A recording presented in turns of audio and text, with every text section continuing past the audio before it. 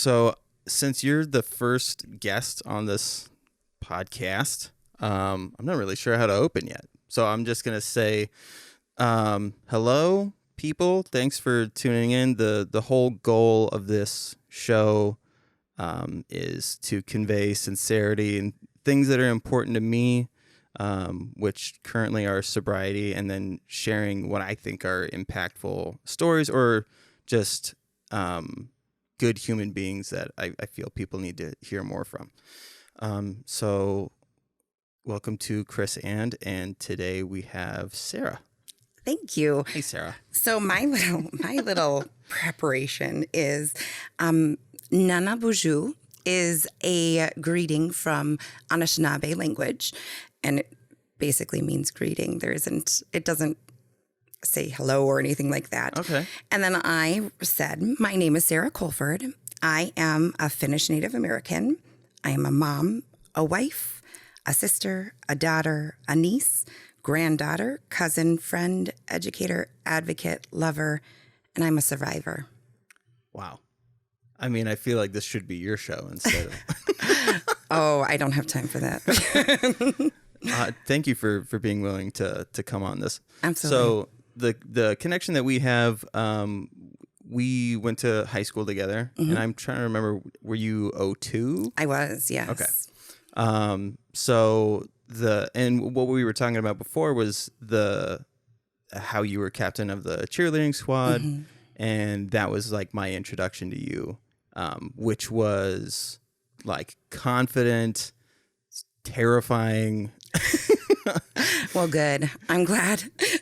And just like there's no time for bullshit and disrespect, because you had to work hard to get to where you were at. And I mean, it's just crazy, the environment that we grew up in, and then the perspective that we thought we had, right? Which was like, you know what? It's a good school system, and then all of this shit that keeps happening in these schools, and you're like, man, maybe as soon as you guys are about to hit high school, we'll do something different, because it's so bananas. But beyond that, I want to talk about your story. And you brought a photo today, which is going to be a theme for the show, is that every guest is going to be bringing up their favorite childhood photo or family photo. And you have a wonderfully adorable full-size 8x10, which is fantastic. Thanks, Mom. So why did you pick this photo? You know, there was another photo that I searched for hours for, but I couldn't find.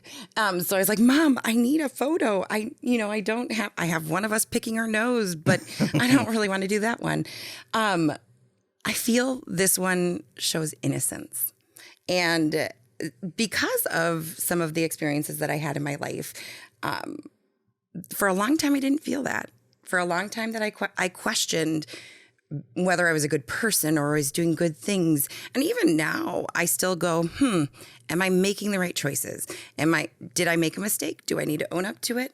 So I feel like this, at 2 years old, I would freaking hope that it looks innocent. I have a smile on my face. My mom dressed me up in an ugly dress and made me take a picture. So I was going to say, you look like a porcelain doll, like those awesome. Yeah, it is definitely, we loved dress up, and I was probably one of the easiest ones that allowed her just to do anything. With my younger sister, she did not do that willingly. Unfortunately, that child will haunt somebody at some point. They'll make a movie out of it. Yeah. I hope so. So what, Native and Finnish, you said? Yes. So my mom is Finnish and my dad is Native. And so the amount of Native that we are registered is really questionable, because half of our Native is Canadian Native, because our reservation's in North Dakota. So Turtle Mountain is the reservation that we're registered to. Wow. But my dad actually, my grandma went shopping in Canada and had my dad in Canada. So that's not why our Native is half and half. But the amount of Native that we are is kind of unknown.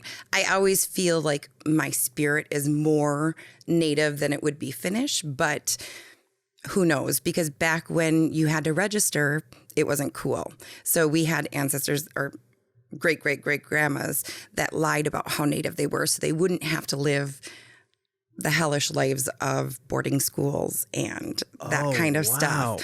So when they registered, they lied because they didn't want to have to be put in those situations. So unless we do a DNA test, which I don't know that I really need to do that, I don't know exactly what I am. So I always fascinating though. Claim Finnish Native American. So I mean that truly is fascinating. So I didn't realize that they had to register at any point. My parents have told me the story time and time again. I don't remember the timeline, but I do remember there was a certain, like you had, if you wanted, well, the first question people ask me when I say I'm Native is, do you reap the benefits of being Native? And I was like, well, that's a really interesting question. Are you asking if I get money? Because no, my reservation is super poor. And like, no, there isn't. My dad just won actually a settlement for being Native, and it was $1,000. So I was like, well, you're going to split that 5 ways, right? Because we're all Native too. And he didn't. But like, that's how much, I mean, my dad's been alive for 61 years almost, and he got $1,000.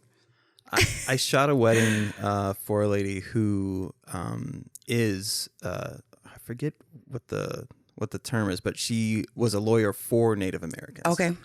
And we got to talk a little bit, and yeah, she was saying that the stuff that most tribes are fighting for, or communities are fighting for, is not these large sums of money. It's like to be able to have some sense of normalcy. Suicide rates are super high. Oh my good. Drug addiction issues. Huge. Trafficking is the highest population of people being trafficked is Native. 30%. It's Jesus. Higher than any other population. And that is just, damning. I mean, that is crazy to know those statistics. It is ridiculous. Yeah. I have never met like any, as shitty as this sounds, I've never met like a wealthy Native person. And that alone should tell you like there's this fucking fantasized, is that eroticized? Like concept of Native Americans. You know what I mean? Like having all of this money because of casinos and stuff. Right. But there are some people I have, and it's based on how much Native you are registered. And so again, we go back to 50% of the Native is Canadian Native, which the U.S. does not acknowledge. So only 50% of the Native that's in me is U.S. Native. So that's the only part that they acknowledge. But I know, unfortunately, we found out much too late that we are enough Native where I could have gone to school at U of M Morris for free. I didn't find that out until like my younger cousins were going to college and they did more digging. But our children are the last generation that will be able to also have that opportunity, which is pretty. I was like, my boys are like, Mom, I want to go to school. I'm like, U of M Morris. I don't care. It doesn't matter to me. You're going to U of M Morris undergrad. When you go to grad school, you can choose because you're paying. I'll pay for U of M Morris. So yeah, it is. It's really interesting though, because I have a friend whose son, I don't know what tribe he's from, but somewhere down in the cities. And he gets thousands and thousands of tens of thousands of dollars a year and is going to a private school for free. And his reservation is covering that. And I was like, how do we pick and choose which reservations we get? I was going to say, that's the first I've ever heard of. It's so rare. It's so rare. I know. It's like saying I have a friend whose dad invented Pop-Tarts or some shit. Right. It happens, but it's so rare. Right. And how do you tap into that? Because, it's kind of crazy to, I don't know.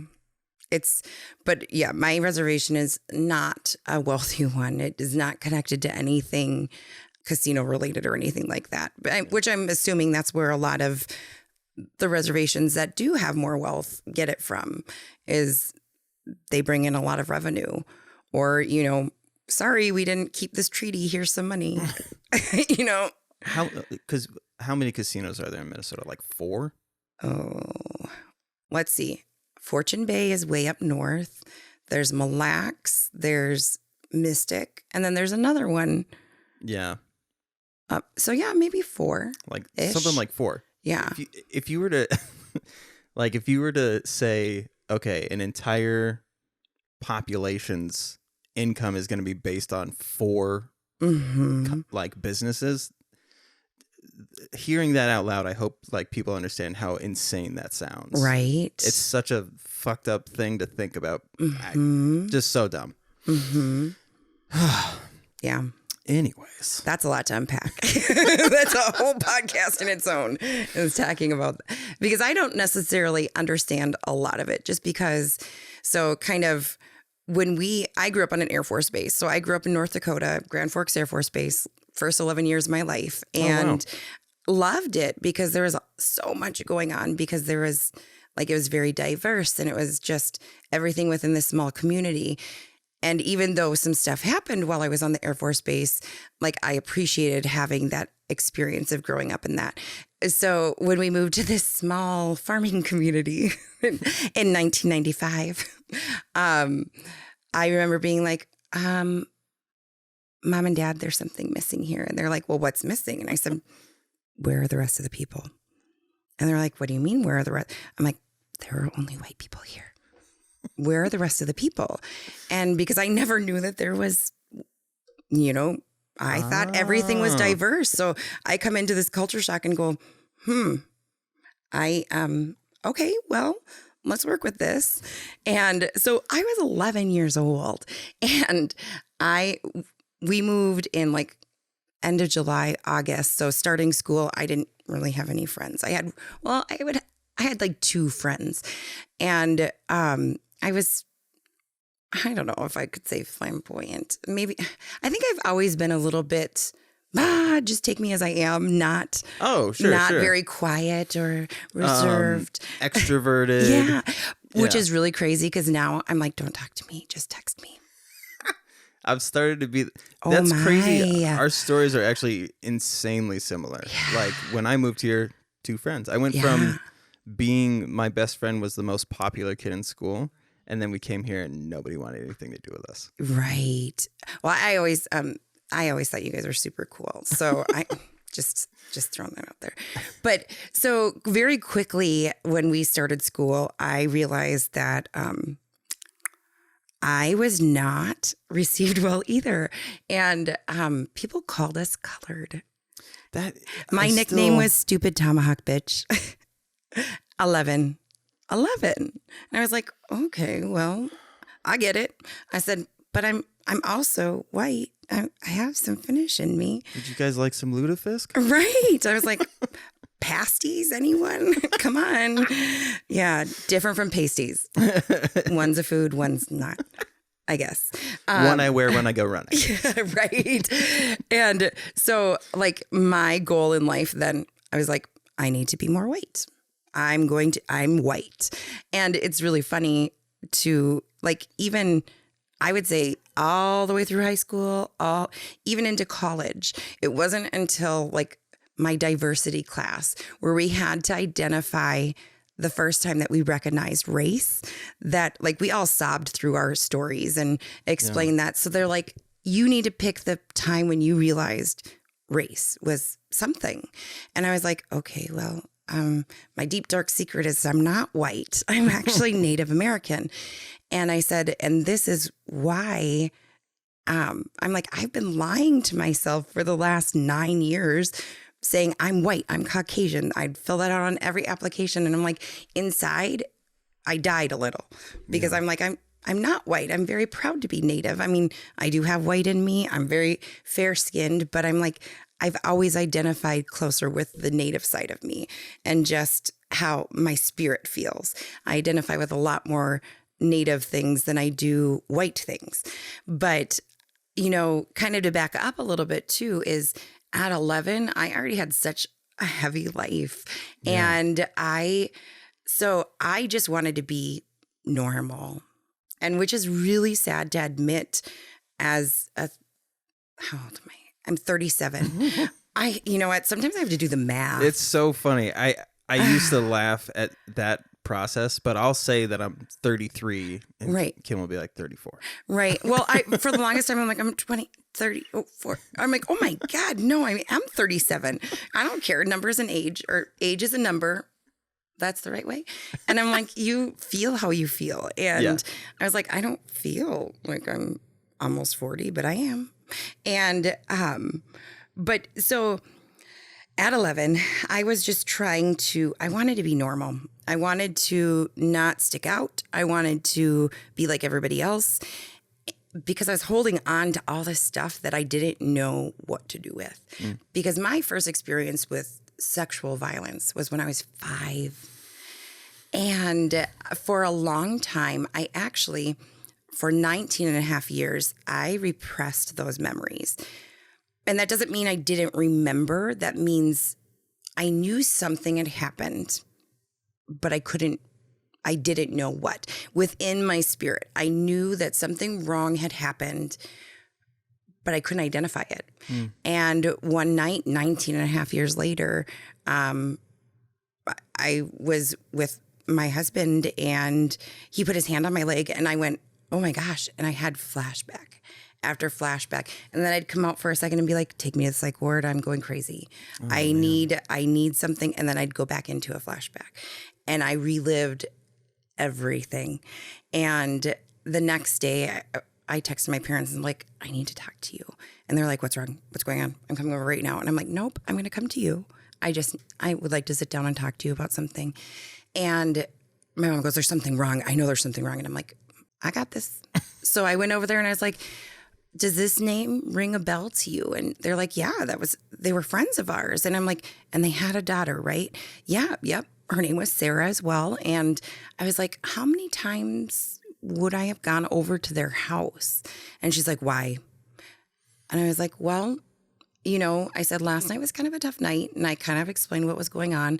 I kind of gave them a brief of what I remembered without, hurting them because, hearing something like that, I can't imagine what a parent would feel, especially, fast forwarding into other parts of my life that, because it didn't just happen once, it happened multiple times.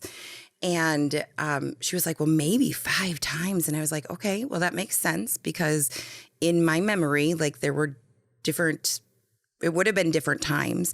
And for them, it was really like they were grateful because my mom had known that I had questioned for so many years, almost to the point of making myself feel like I was going out of my mind because I was like, was it you?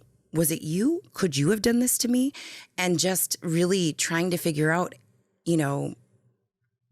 what happened? Who did it? Am I thinking of these weird things? Like, who knows? Like, it was really hard to question. And then it became very clear after my evening of flashbacks. And it's so weird because it wasn't, we were literally laying in bed watching TV and bam, that triggered it. What if it was the hand on the knee? Oh, with your husband, you're saying. I got you. Yeah. But I was like, for me, I'm like, it lifted a huge weight off my shoulders. And then for my parents, they're like, I'm glad, but now we feel like shit. Yeah. Do you mind if I ask, did the person that assaulted you, was it your friend or was it an adult? It was an adult. It was her father. And he actually made us, because we were really, like, she was probably my best friend at that age. He made us do things and then so she was involved too. And so I have a kind of this inner battle since remembering exactly what went on, where do I find her? Do I try to reach? Am I going to bring stuff up from when we were 5 that's going to or did she live a life of hell? Is she even alive? Like, I don't know. Yeah. You know, living on an Air Force base, you kind of understand that they're your friends for right now, but, you know, they might move tomorrow because they might get orders and they might change. And so, you know, those friends that I had, you know, it's kind of weird because one of my friends moved to St. Cloud.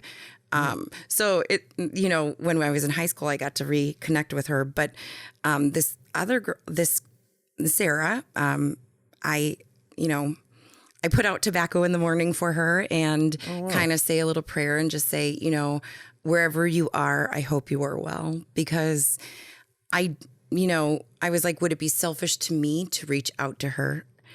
Would it help her? Is it going to solve any of her problems?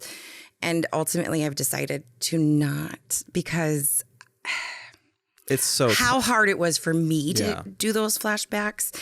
If she also repressed those memories, why would I want to bring that back? Well, and you have no idea how long it went on for her. Right. If you know, because unfortunately it's a pattern. It's it's just awful. Yeah.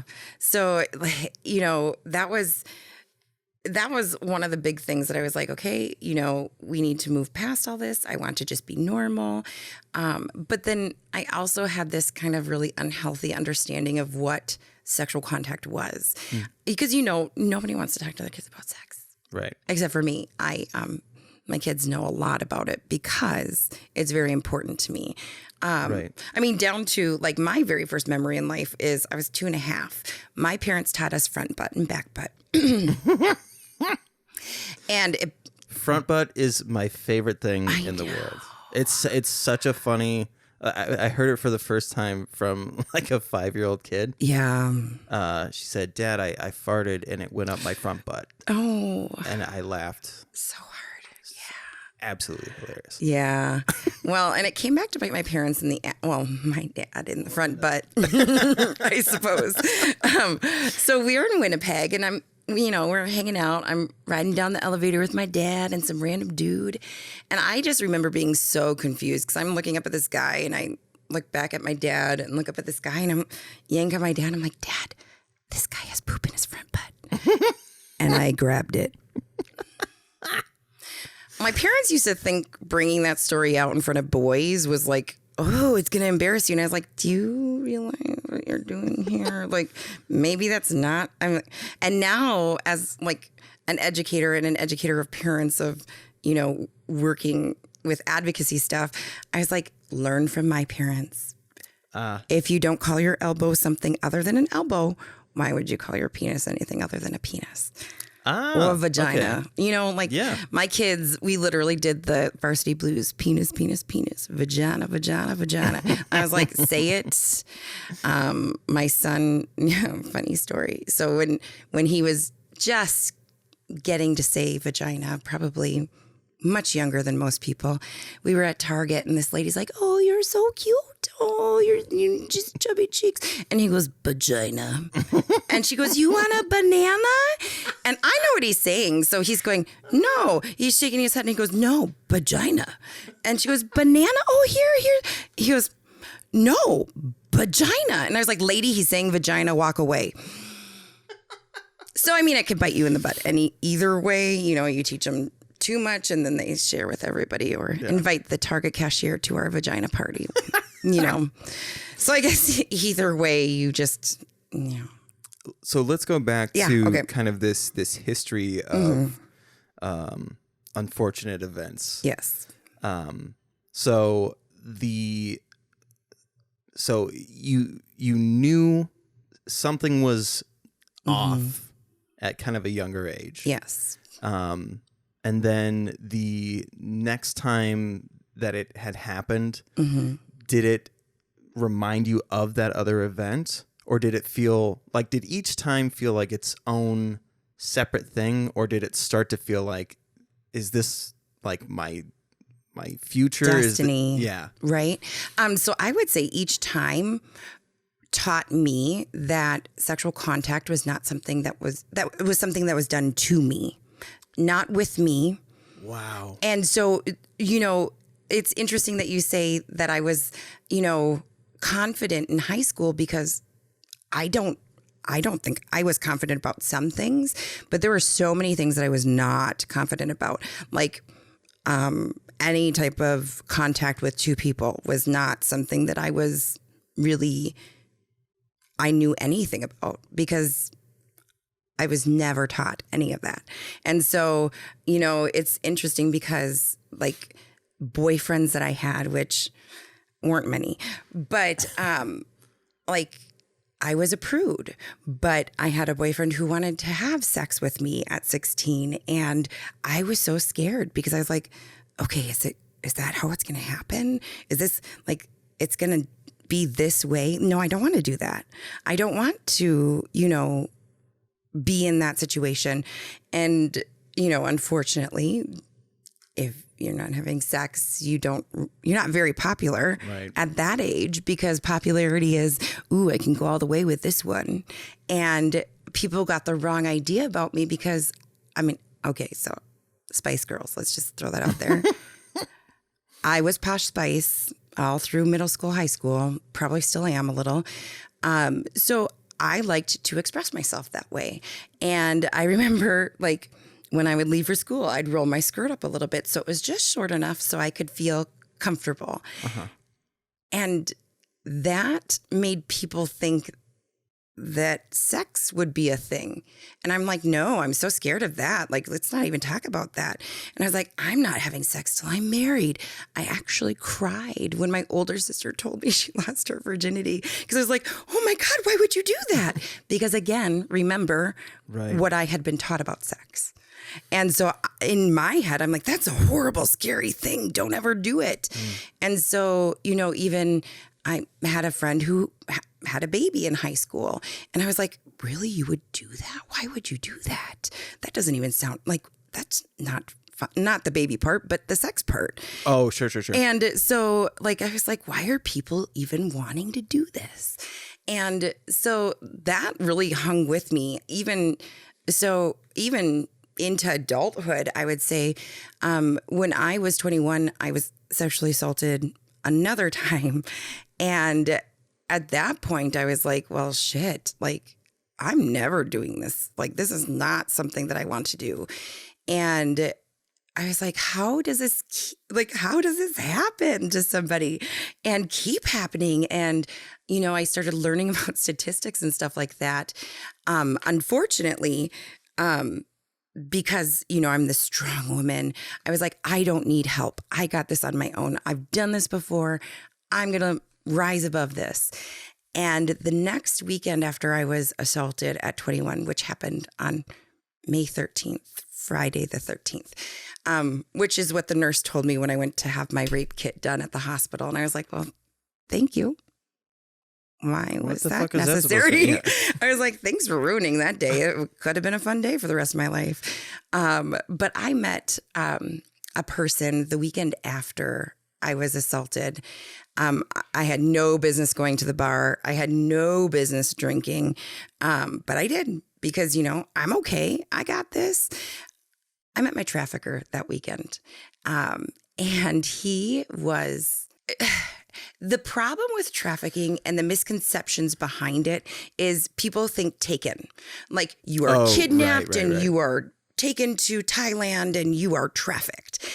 The rude truth is I was trafficked in St. Cloud. I was just going to ask that. St. Cloud. So over the last 6 months, I've been learning because I have so many friends that work at the red carpet that talk about they can spot traffickers.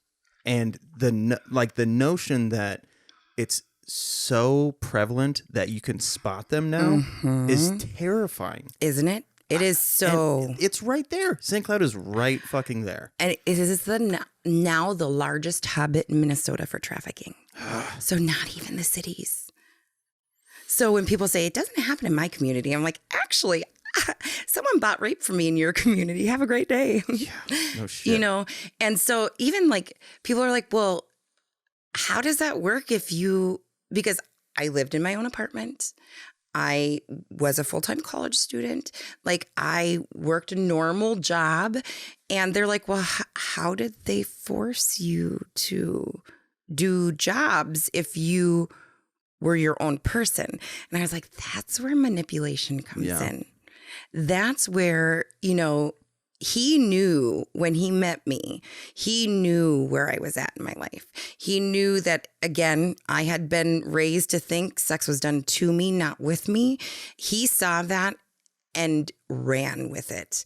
And I don't exactly remember how long it was after I met him before he started making me do jobs or doing things. And at first I was like, well, you know, because it was hot and heavy with him. Like he said all the right things. You know, because I was like, nope, I just can't. I'm like, I'm not interested in anything right now. I kind of had a situation last weekend. I just need to cool it. And he, you know, I'm going to keep you safe. This will never happen to you ever again. And like, he said all of the right things to make me go, oh my God, you are a good person. You do just care about me so much. And so that bond and that relationship was so strong and so overtaking immediately that it was like, I look back now and go, how? I don't even understand how that happened. Another common misconception about the difference between people who are in the sex trade and being trafficked. I always like to tell people that a person being trafficked has a third party, which is the trafficker. So if a person is saying, I'm in the sex field, I'm a sex worker, I do my own things, that is technically, you know, there isn't a person who's saying, okay, here's your job today. You meet here, do this. So they're doing it of their own free will. Mm-hmm. I have, you know, over the years kind of developed, I'm like, why would anybody do this of their own free will? Empowerment. And I always like to go do back. This of their own free will in the sense. In the sex trade, be a sex worker. Gotcha. Of their own free will. Like, because some people are like, this is empowering to me. I feel very empowered that I can say, you're paying me to do this. And I like to go back to like some people that have left the life or left the sex trade and looking at their autobiographies. One really powerful one is Jenna Jameson. And kind of looking, because she was one that when she was a sex worker, she was like, this is empowering. This is my choice. I have the power to say yes and no. I do what I want. In reality, she grew up and had a life of sexual trauma. Yeah. And I feel like that's how it's so easy to fall into things that we may not be aware of, or my parents didn't raise me to be trafficked. You know, those are the things that I've asked myself so many times because my parents didn't raise me to be trafficked. No. However, shit happened. I was caught in a situation and, you know, the mentality of, well, if it's going to happen anyways, I might as well get paid. I didn't even get paid. I would get my hair done, nails, and he stole money from me. So I hustled my ass off to get through college and work a job, and he stole my money. And I was like, how is this working out here? Like, what is this? Wow. And so like the manipulation is so deep that I know people are not going to understand how it happened or why don't you just not show up? And my answer is threats. I was going to say, these are not nice people. They're not. No, you're scared. It's not like you get to trick them out of not working and they go, you got me. Yeah. Yeah. If they don't act on it, they know people who will act on it. Right. Ugh. And the threat of rape. Like, even though I look at a trafficker as selling rape. Mm-hmm. So people are buying rape when you buy from a trafficker, because if they're willing in the moment, are they really willing? Right. Like, and a lot of drugs and alcohol were used at that point. I was going to ask that too. So did he use substance to? Absolutely. Okay. To keep me complacent. Absolutely. And honestly, I did it willingly somewhat too, because I didn't want to feel. Right. I didn't want to feel that this sexual assault just occurred, and I didn't want to feel or be coherent to know what was going on. So, and I would say that I was functioning, and I use quotes because I wasn't. That was a very unhealthy time in my life. I was functioning as best as I could in the very beginning. And then towards the end of the year, I was just a mess. I was like, how do people ask for refunds? Like, I mean, it got real bad. Yeah. And, I was like, and at what point does your trafficker say, oh, you're no good to me. Here, I want to kill you. Because the reality too, some more statistics because I love them, is the reality of a person leaving the life is very similar to a person leaving a domestically violent situation. And typically it takes 7 times of leaving, come back, leaving, come back, leaving, come back before you actually leave. And a lot of times people that are being trafficked don't make it to that 7th time because the average lifespan is 4 to 7 years of a person that's being trafficked. Because, I mean, the way that I was going, I don't know how I would have lived much longer, whether it would have been of my will or I just got too sloppy and he took care of me. Oh, wow. So kind of an interesting part of it is I found out I was pregnant and I can't be like, this can't happen. Like, I'm not at a place where I can have a baby. I'm in college and I'm kind of living this crazy life. And I kind of sat down and was like, you know what? Nope, this needed to happen. And I was like, I need to be done. I need to be done with this. I'm like, I have a baby coming now. Like, and the harsh reality is I would have no clue who got me pregnant.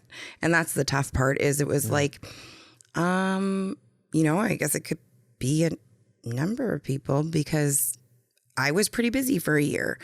And I'm curious if in that situation, is that almost better? Because if you did have to associate somebody with... Because they are paying for rape. Why would I want to have a baby with someone who paid to rape me? Exactly. And maybe I didn't think about it that way in the moment. But I also was like, holy cow, I'm drinking a lot. I'm using substances that I probably don't even know what some of them are. And so I was like, okay, I'm done. I'm having this baby. Great.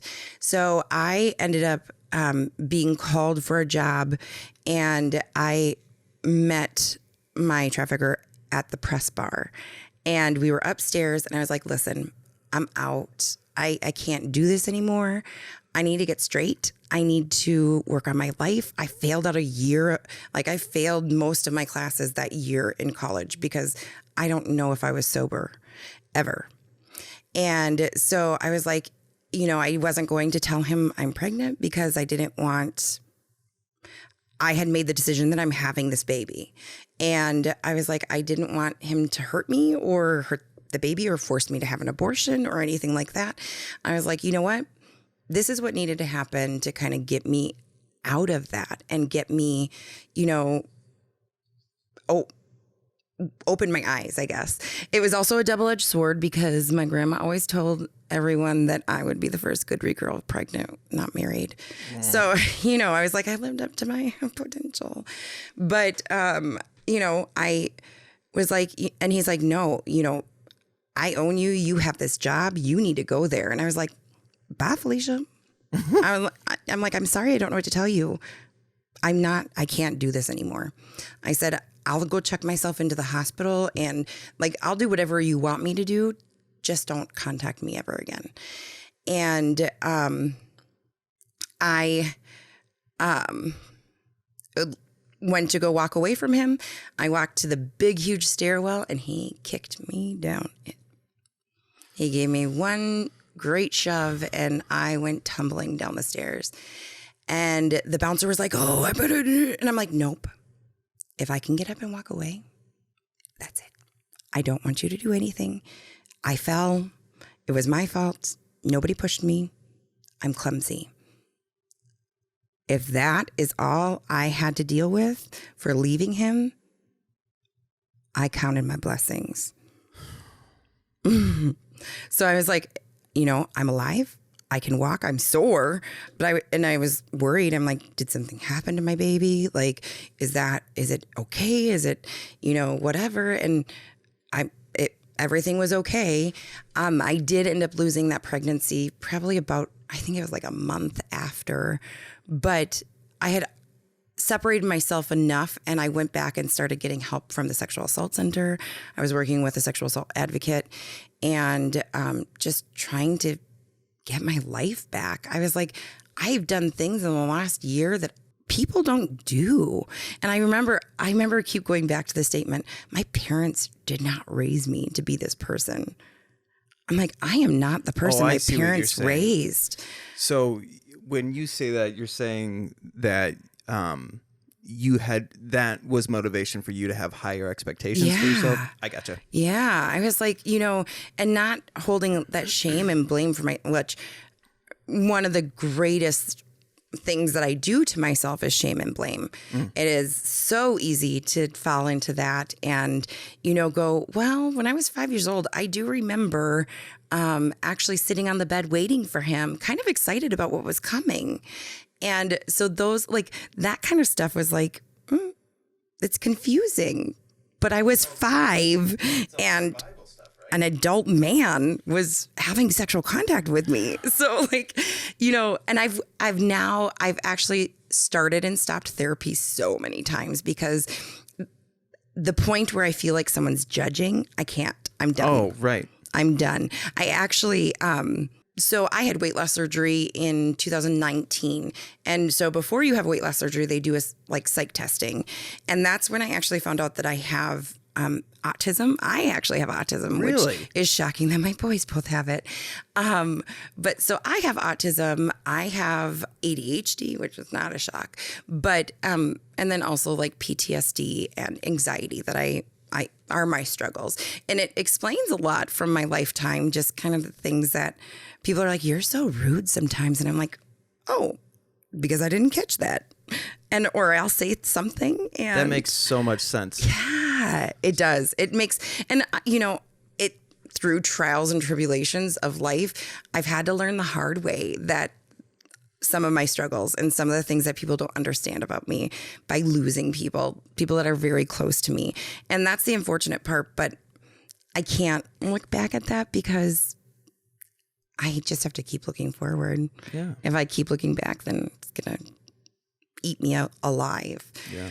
Well, that's the interesting thing about the spectrum is like people have that stereotypical where they think it's going to be very apparent right away. I've shot 3 weddings where the groom was autistic and I would have never known. Right. My younger brother is on the spectrum. Okay. And yeah, again, you'd never know. Right. His only thing that he falls like back on is like debate or argumentative stuff. And it's just because that's how he learned proper interaction. Right. Was because up until he was 3 or 4, he couldn't formulate his own sentences. He could only quote TV. Okay. So he would try to use a quote from what he had seen on TV for a situation. And you could just, I remember like shaking him one day because I was 10 or 9 or whatever, and being like, what do you want? Right. And he just couldn't come up with it. Right. And somehow through argumentative conversations, that's how he learned to formulate his own stuff. Gotcha. Yeah. It's people have a hard time acknowledging autism in women. And I was like, yeah, it's not, everyone can have autism. Yeah. And we always talk about my husband potentially being on the spectrum as well. He's never had testing to have it confirmed, but we're all kind of socially awkward. And that's just one of our great things. And a story is sticking out of my head about my son, my oldest, just kind of a picture into his head we were driving and he's like, oh, Mom, I think I'm getting vehicle illness. I was like, vehicle illness? You mean car sickness? Oh, yeah, that too. And I was like, vehicle illness. I'm like, can you talk like an 11-year-old, please? I'm like, you don't have to talk, you're smart and I love that about you, but I was like, just talk like a kid, say fuck again or something. I don't know. Like, just please. And that's like that. Like, I give that as an example for people who are like, no, your kids don't have autism. It's fake autism. I've been told that by a family member.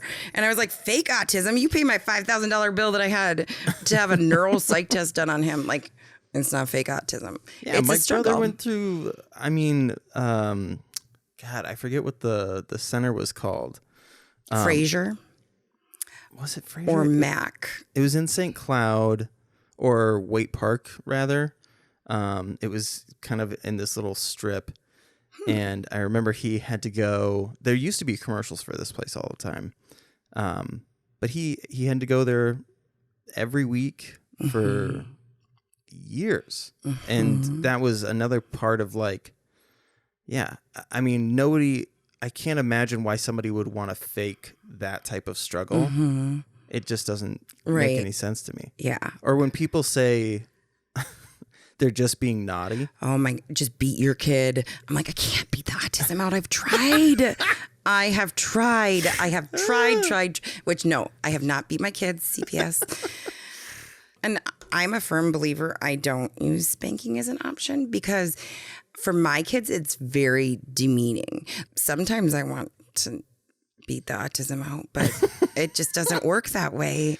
It's interesting. Like, I don't know what has changed, but I got spanked a ton and I didn't give a shit eventually.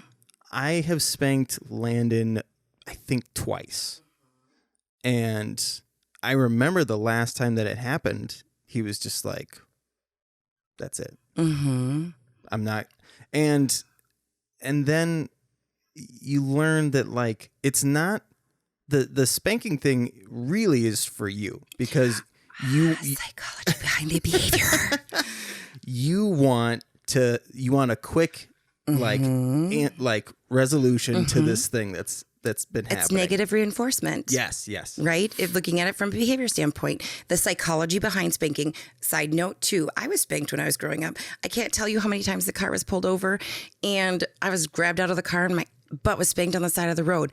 When my husband slams on the brake, it is not normal that you're like, oh, you get a little uncomfortable because I'm like, am I getting spanked again? And I would always have said, I was spanked when I was younger and I'm okay.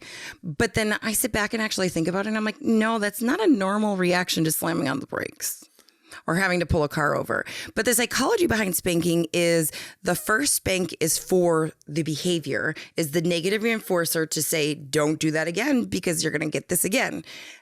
If you keep spanking and that's for the spanker. There is psychology behind spanking. And yeah, so I was like, well, and sometimes I feel rage and I don't know where that's going to go. So I'm like, I don't want to start spanking because I don't know where that's going to go. Yeah. Like, I just have always chose my hands are for high fives. Yeah. And I don't think I've ever spanked Layla. Yeah. And I'm almost positive I haven't. But so that's what's interesting to me is I don't have to yell. I don't have to do these things.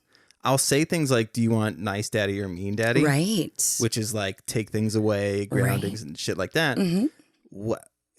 It's fascinating. Why does that work? Right. Whereas when I got spanked a bunch, I was just as bad. Yeah. My entire childhood. Yeah. Yep. And the sad part about behavior is we thrive on reinforcement. So whether that's positive reinforcement or negative reinforcement, some kids will take negative reinforcement over no reinforcement. Wow. So some kids will just act out so they get to the point of spanking because they're getting reinforced. Is that nuts to think? Yeah. That, and so like my kids know I yell. I mean, I have a loud voice already and I yell and I don't love that, but they know when I get real quiet, that shit's about to go down. Yep. So, and that's even my husband. When I get real quiet, the pillow's going over your head tonight. And I might not take it off. I don't, it might not happen. Yeah. So yeah, it's really interesting, but I love like that is just my passion. I've done, even just now that I'm not teaching, I have done even just some, work with families. Like they're like, I'm struggling. My kids are demons. And I was like, well, let's see what's going on. What kind of structure do you have going on? Do you have a schedule? Kids thrive on schedule and things that they know are going to happen next. When you just shove something in their face, especially if they're on the spectrum, like that's when all shit breaks loose. Yes. Schedule changes, anything like that. Our house is a nightmare, and I have to keep my windows shut, because that's interesting. So with the type of autism that you have, does change affect you? Oh yeah. Okay. Because I didn't know that I had autism for 35 years. I lived with it, so I had to develop coping skills for when things change, because I can't just go, I'm not doing this anymore and I quit. And you can't socially accepting do that. So you have to kind of learn how to keep that shit on the inside so it's not coming out and people see it. Just like my son, his biggest fear is that he's going to have a meltdown like he does when he's in his safe places, like my house or my mom's house, when shit happens. Like, because he will crawl around on the floor and make animal noises, and you're like, and his biggest fear is that would happen when he's not in his safe place, that he would not be able to conceal his autism when he's out in public. And he says that, like, what 11-year-old can think that deeply to be able to acknowledge, oh my God, I don't want my autism to come out. Yeah. It's bananas, but we try to teach them, you are who you are and love who you are. And we just need the community to support them with love and acceptance too, and that's another tough part. Yeah. Okay. So we're kind of bouncing back and forth, ADHD. But at least we're staying in the same kind of 3 points. Yeah. So the thing that I was interested in, I don't know what your experience was, but for me, when I moved here, the way that kids treated special needs kids was fucking horrible. So there was an individual, I believe his name was Jeremy, and he was special needs. There was some muscular stuff going on along with some developmental things. And one day a kid opened up one of the doors for me, and I was like, it's kind of weird. We're, 13 or 14, whatever it was. And I walk through, and then I hear some type of these weird sounds, and I look back, and he had wedged Jeremy in between the door frame and the thing. And so that kid opened the door for me just so that he could have the door to be able to get this other kid. I grabbed that kid, threw him against the wall, and was like, don't ever touch him again. But just the way that, I was friends with a kid who, him and his friends, they created a petition because there was a child with Down syndrome in the neighborhood. They created a petition to get that family to move. Oh, my Lord. It was insane. It was insane, the amount of, I just couldn't believe how horrible people were towards special needs. And then it just changed. Because when Josh was in school, my youngest brother, there were these new people who had this new perspective on how to, they finally learned we're not trying to fix something. There's nothing broken about them. They don't need fixing. Right. They're just going to learn differently. And when they started to do that, there was this huge shift. And now we've shifted back. I was just going to say, now it's starting to roll back. So we had this good wave. Ugh. Yeah, I will be real honest. I won't drop names. The primary school principal got a wonderful email from me explaining how thrilled that we don't ever have to deal with him again. Yeah. Because 3 years with both of my kids being told that my kids don't have autism. It's just parenting issues at home. And that was actually said to us by a second grade teacher. And that my kids don't have special needs and that they don't show, like, they are normal here. Well, no, they're normal everywhere. Their normal is just slightly different than what your normal looks like. And I was like, you know, I was still teaching when my oldest started school. And I was like, I'm just going to give you guys a forewarning. I'm a special education teacher. Don't fuck with me. Like, I know what the law states. Yeah. And all I've ever advocated for is that my kids get what they need to be successful in school. And the primary school failed miserably. And so the intermediate school did wonders for my oldest. So I am just excited to see my youngest go into the intermediate school, and hopefully middle school, because I have a middle schooler now. Hopefully middle school is the same way, because I do know several teachers. So I'm really confident, but getting them to be what they need. And I was like, yeah, they don't have a physical disability. You cannot see the autism on my kid's face. You can see some traits of autism in their face, but if you don't know what that looks like, you're not going to know.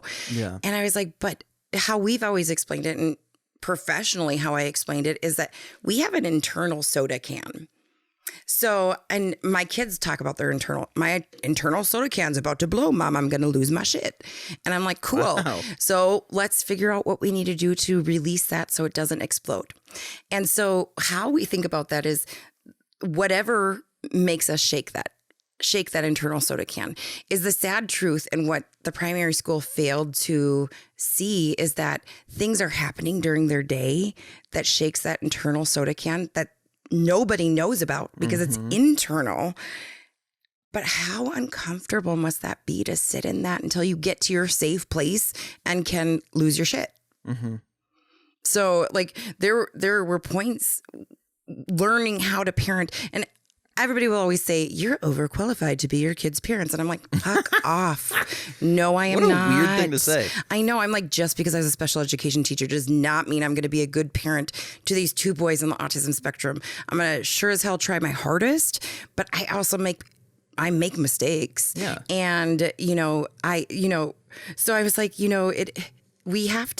there has to be a release at school for them to be able to kind of let a little of that pressure out of that can out. Mm-hmm. And I was like, just because you're not seeing it doesn't mean it doesn't happen. And I said, the sad truth and what you failed to acknowledge is that you don't know my kid enough to know that they're carrying that with them. But I'm sending my child to school with you Monday through Friday, 6 to 8 hours a day, and you still don't have that relationship built. And I get it's hard when you have 30 whatever kids in your class, but if you don't know and somebody's telling you and you still refuse to acknowledge that, that's when the issue occurs.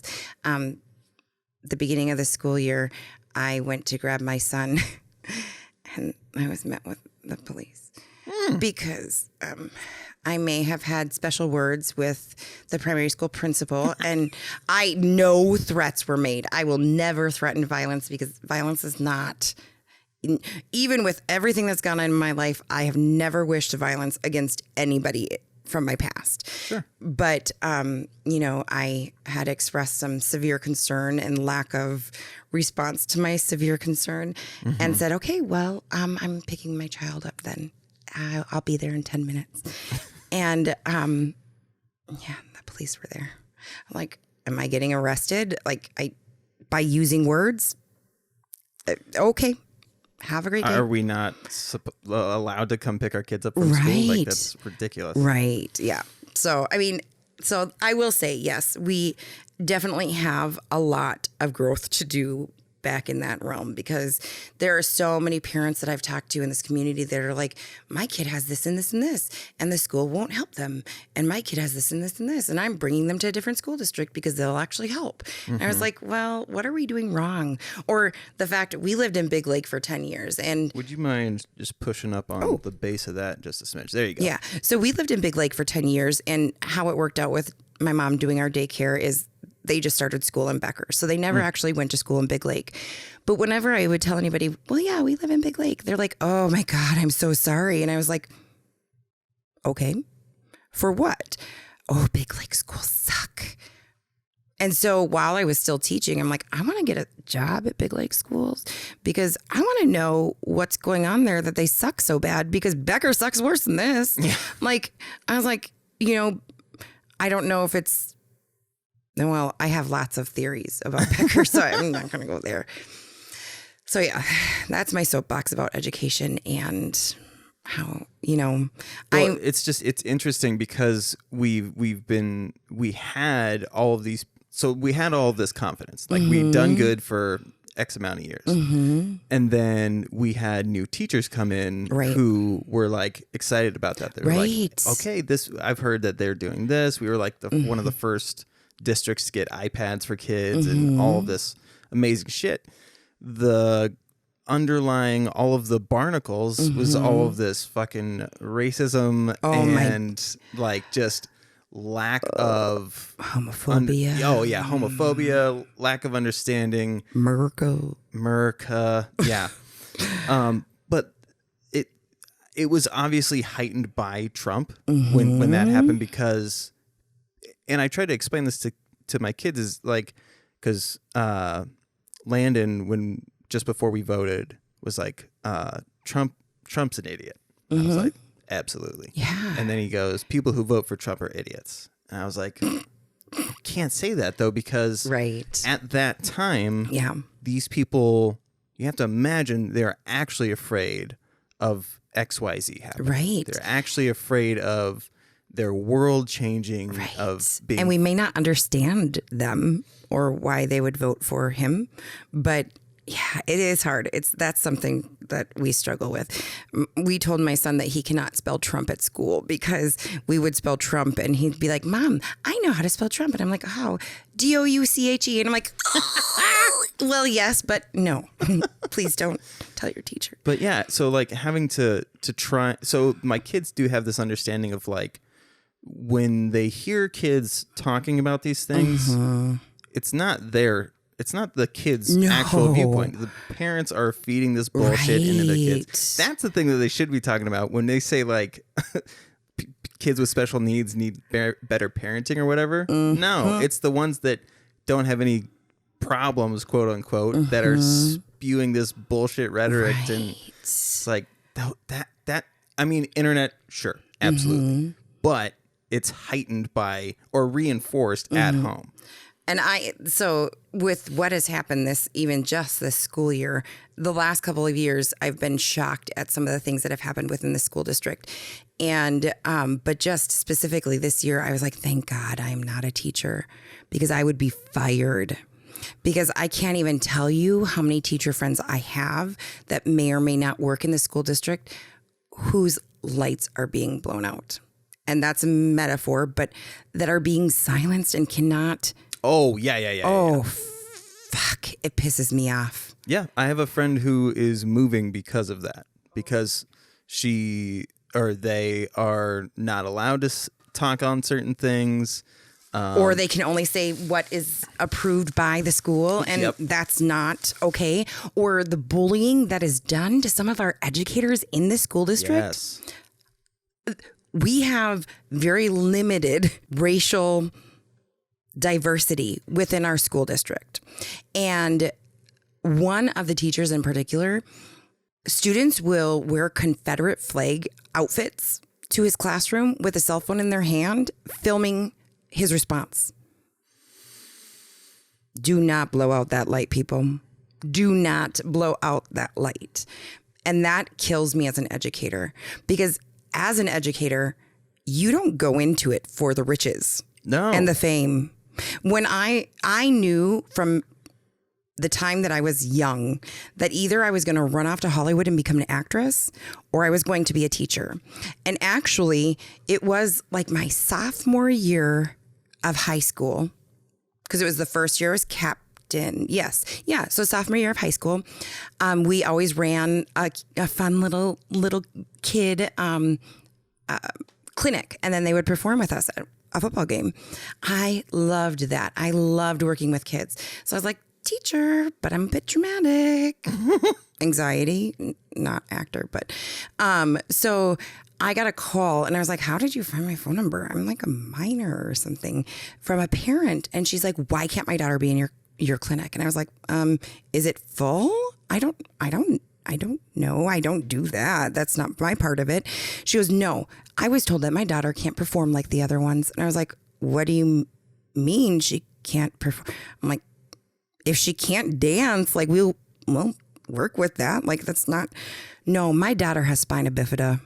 Oh no. They told me that she would not be able to perform with the other girls. So she could not do your camp. And I was like, what, lady? Can I get your name and your, because this is, before cell phones. So I was like, can I get your name and phone number and I'll give you a call right back.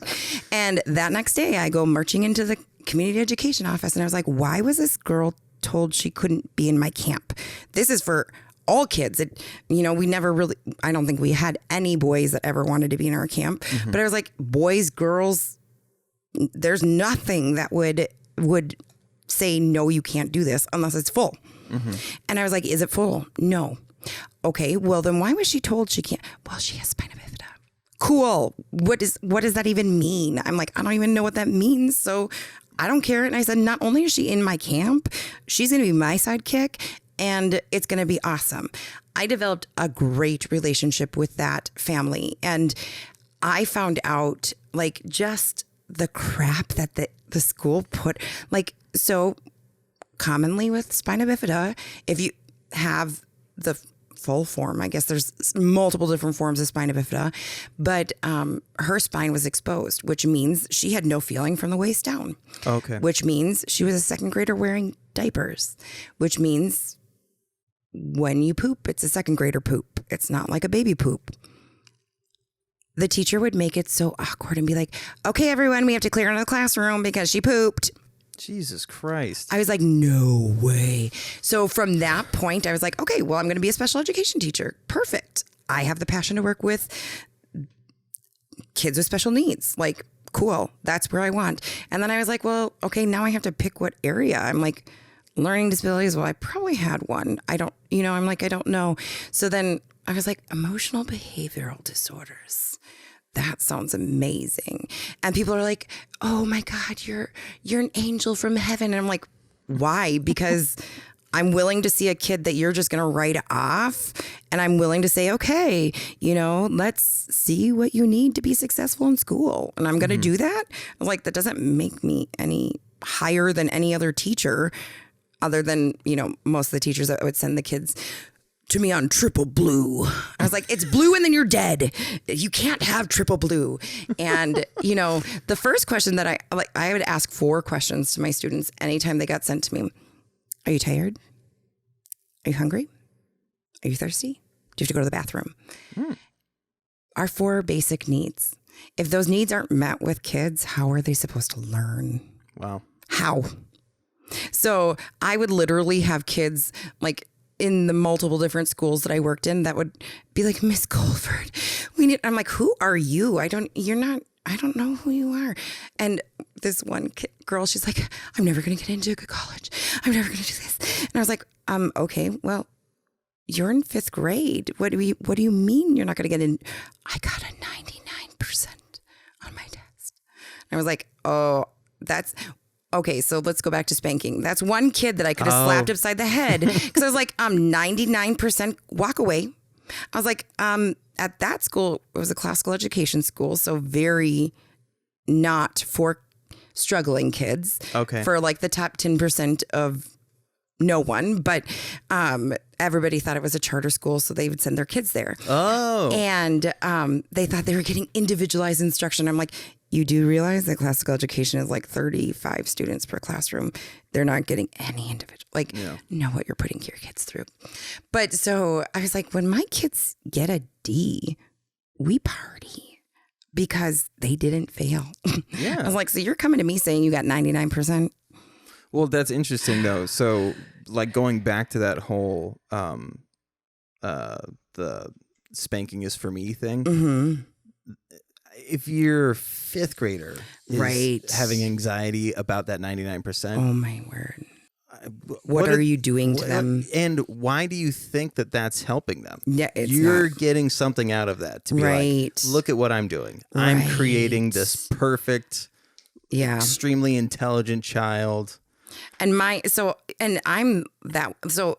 I didn't really apply myself as well as I could have. And I mean, part of it is like just not understanding some of the struggles that I had. Like I was kicked out of honors English, and my honors English teacher told my parents it's because I was lazy. When honestly, I would read a page in a book and go, I don't know what that just said. Mm-hmm. And so now, as an educator, I used Audible with a lot of my kids. Oh. Going back and reading or listening to books, I'm like, holy cow, that's not what I got out of that book. Because reading comprehension was a struggle for me. Mm-hmm. But we didn't identify it because I looked normal, I guess. And that wasn't something that they would even consider being an option. It was just that I was lazy. I was like, I work 10 times harder than some of you guys. Like, it doesn't come easy to me. Yeah, it's crazy. Like, I like going through my addiction and like going to treatment and all that stuff. Great job, by the way. That's amazing. I had an insanely, like, I'm so lucky that I had the support system that I did, because, I mean, the success rate of people after treatment is like, it fluctuates, but it's generally like 5 to 7% of people are able to not relapse. So it's terrifying, which, like I said, I'm lucky that I have the support system that I do. But when I stopped using, I learned, because I thought that I had beat my anxiety and that it had just gone away, but I was absolutely suppressing it with substances. So like as a 33-year-old learning that we always joke that I had ADHD and depression and these things. And then all of those things, when you don't have anything to repress them, are just there. And then we learned that I have bipolar disorder. And then you look back at that's like what I was connecting was looking back. It's like, fuck, of course I didn't. Right. I had zero help in that department. And my parents didn't know what any of that stuff looked like. It just looked like, I mean, it had to look insane, because when I would have like anxiety attacks or with bipolar, like you just, like when you're younger, you just rage out. So it had to look insane, but it's a bummer but it's nice at the same time to at least know now, because you feel this kind of calm. Right. Like, how old were you when you realized you were on the spectrum? So I'm 37, we already decided. So 3 years ago, so 34. Oh. Was when I did my psych testing. And when I went in to get my results, they're like, paranoia came out.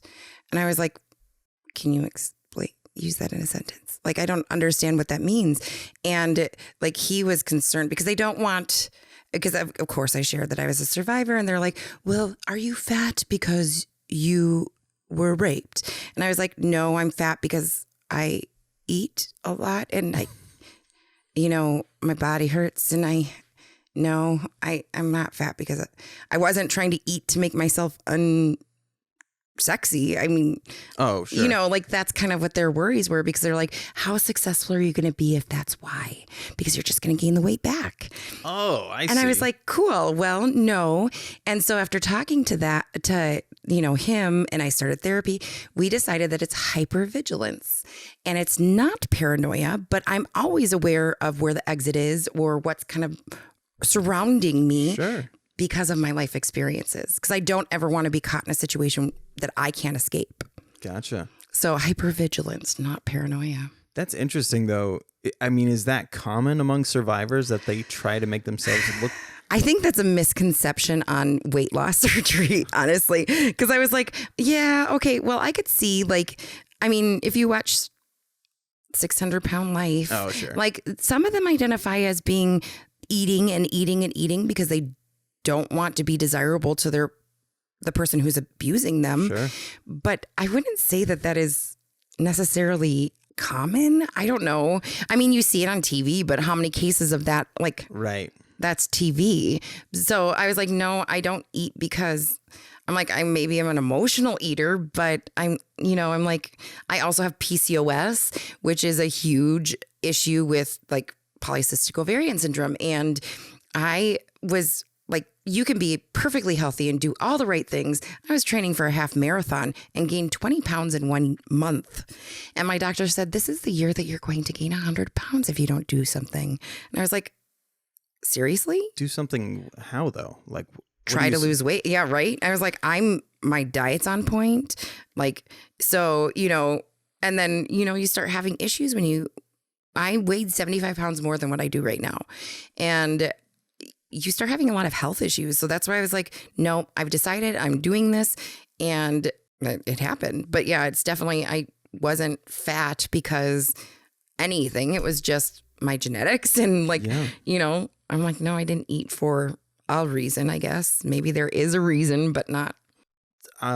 Something that's interesting with the eating or substances, because dopamine, your subconscious brain associates dopamine with survival.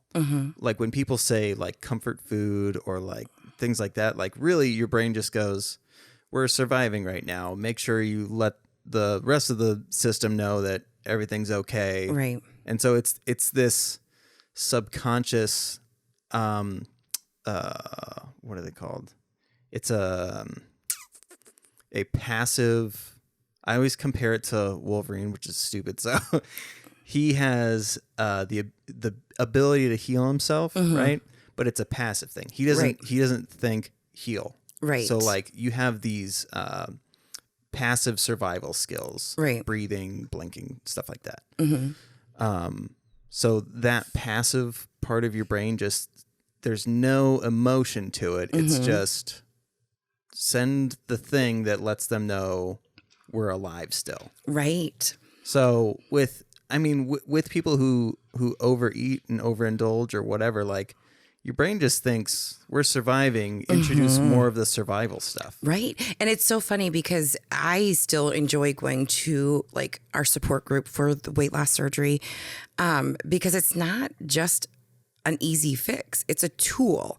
And one of the biggest things that we say time after time after time is they did surgery on our stomach, not our brain. Wow. So if you're not right about eating, you may not be successful. And I struggled hardcore with this because I got to a point where I did anything I put in my body, even if it's good and what I needed, I would puke. For a good 6 months, I struggled with throwing up everything because I was so afraid of failing. Oh, wow. So afraid of failing. So I would eat and then puke. Even if it was the right amount, I would eat and puke. Wow. Every meal. Nobody knew what was going on. And I finally was like, God, I just can't do this anymore. And I finally went to my dietitian. I was like, listen, this is what I've been doing for the last 6 months. I'm done.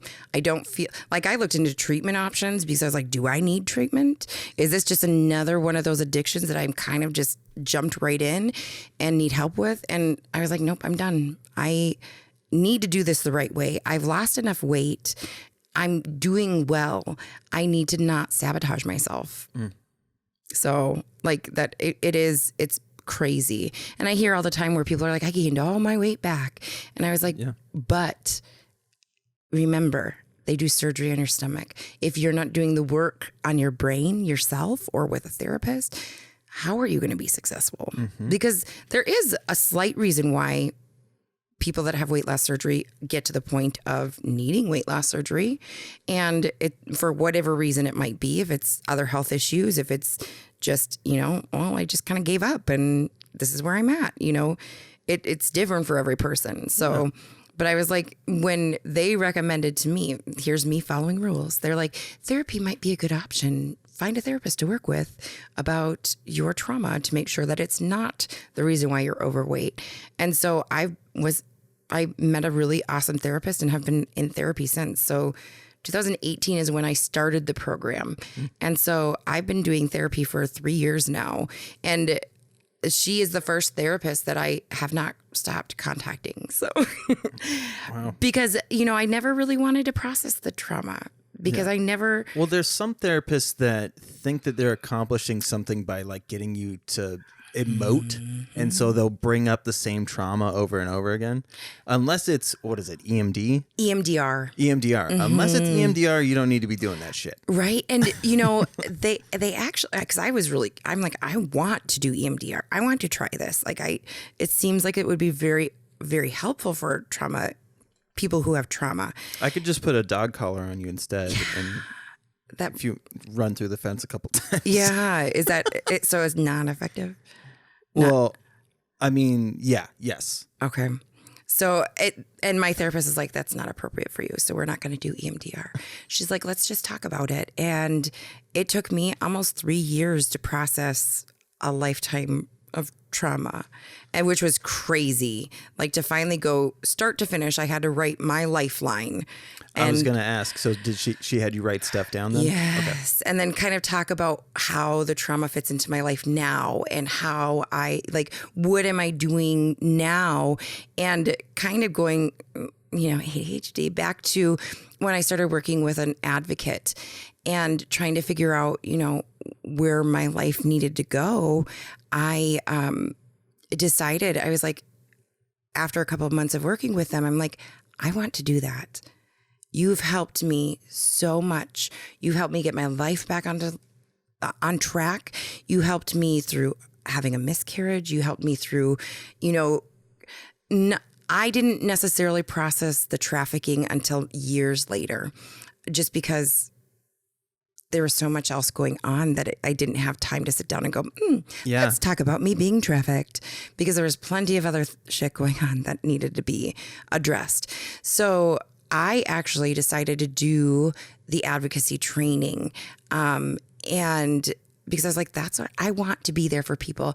I want to show them that no matter what life they lived, no matter how far they dug themselves into the hole, look, you can get out. It's interesting the way that you convey purpose. Mm-hmm. It seems like you see that there's a resolution to these problems. Right. If it can work for me, you just need someone there. Right. Is there someone there? Then I can be there. That's really interesting. Well, and it's really, so kind of also towards the end of my year, my sisters and I won tickets to the Saving Jane concert.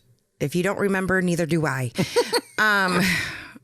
So there's a lot more too about my perpetrator from when I was 21, that if you want to know any more about that. But I was going to ask, so like you were saying before, how it's not, you can't just cut ties with a person. That happens a lot with drug dealers as well, because they don't want to lose a customer. What, were you still living in St. Cloud? Mm-hmm.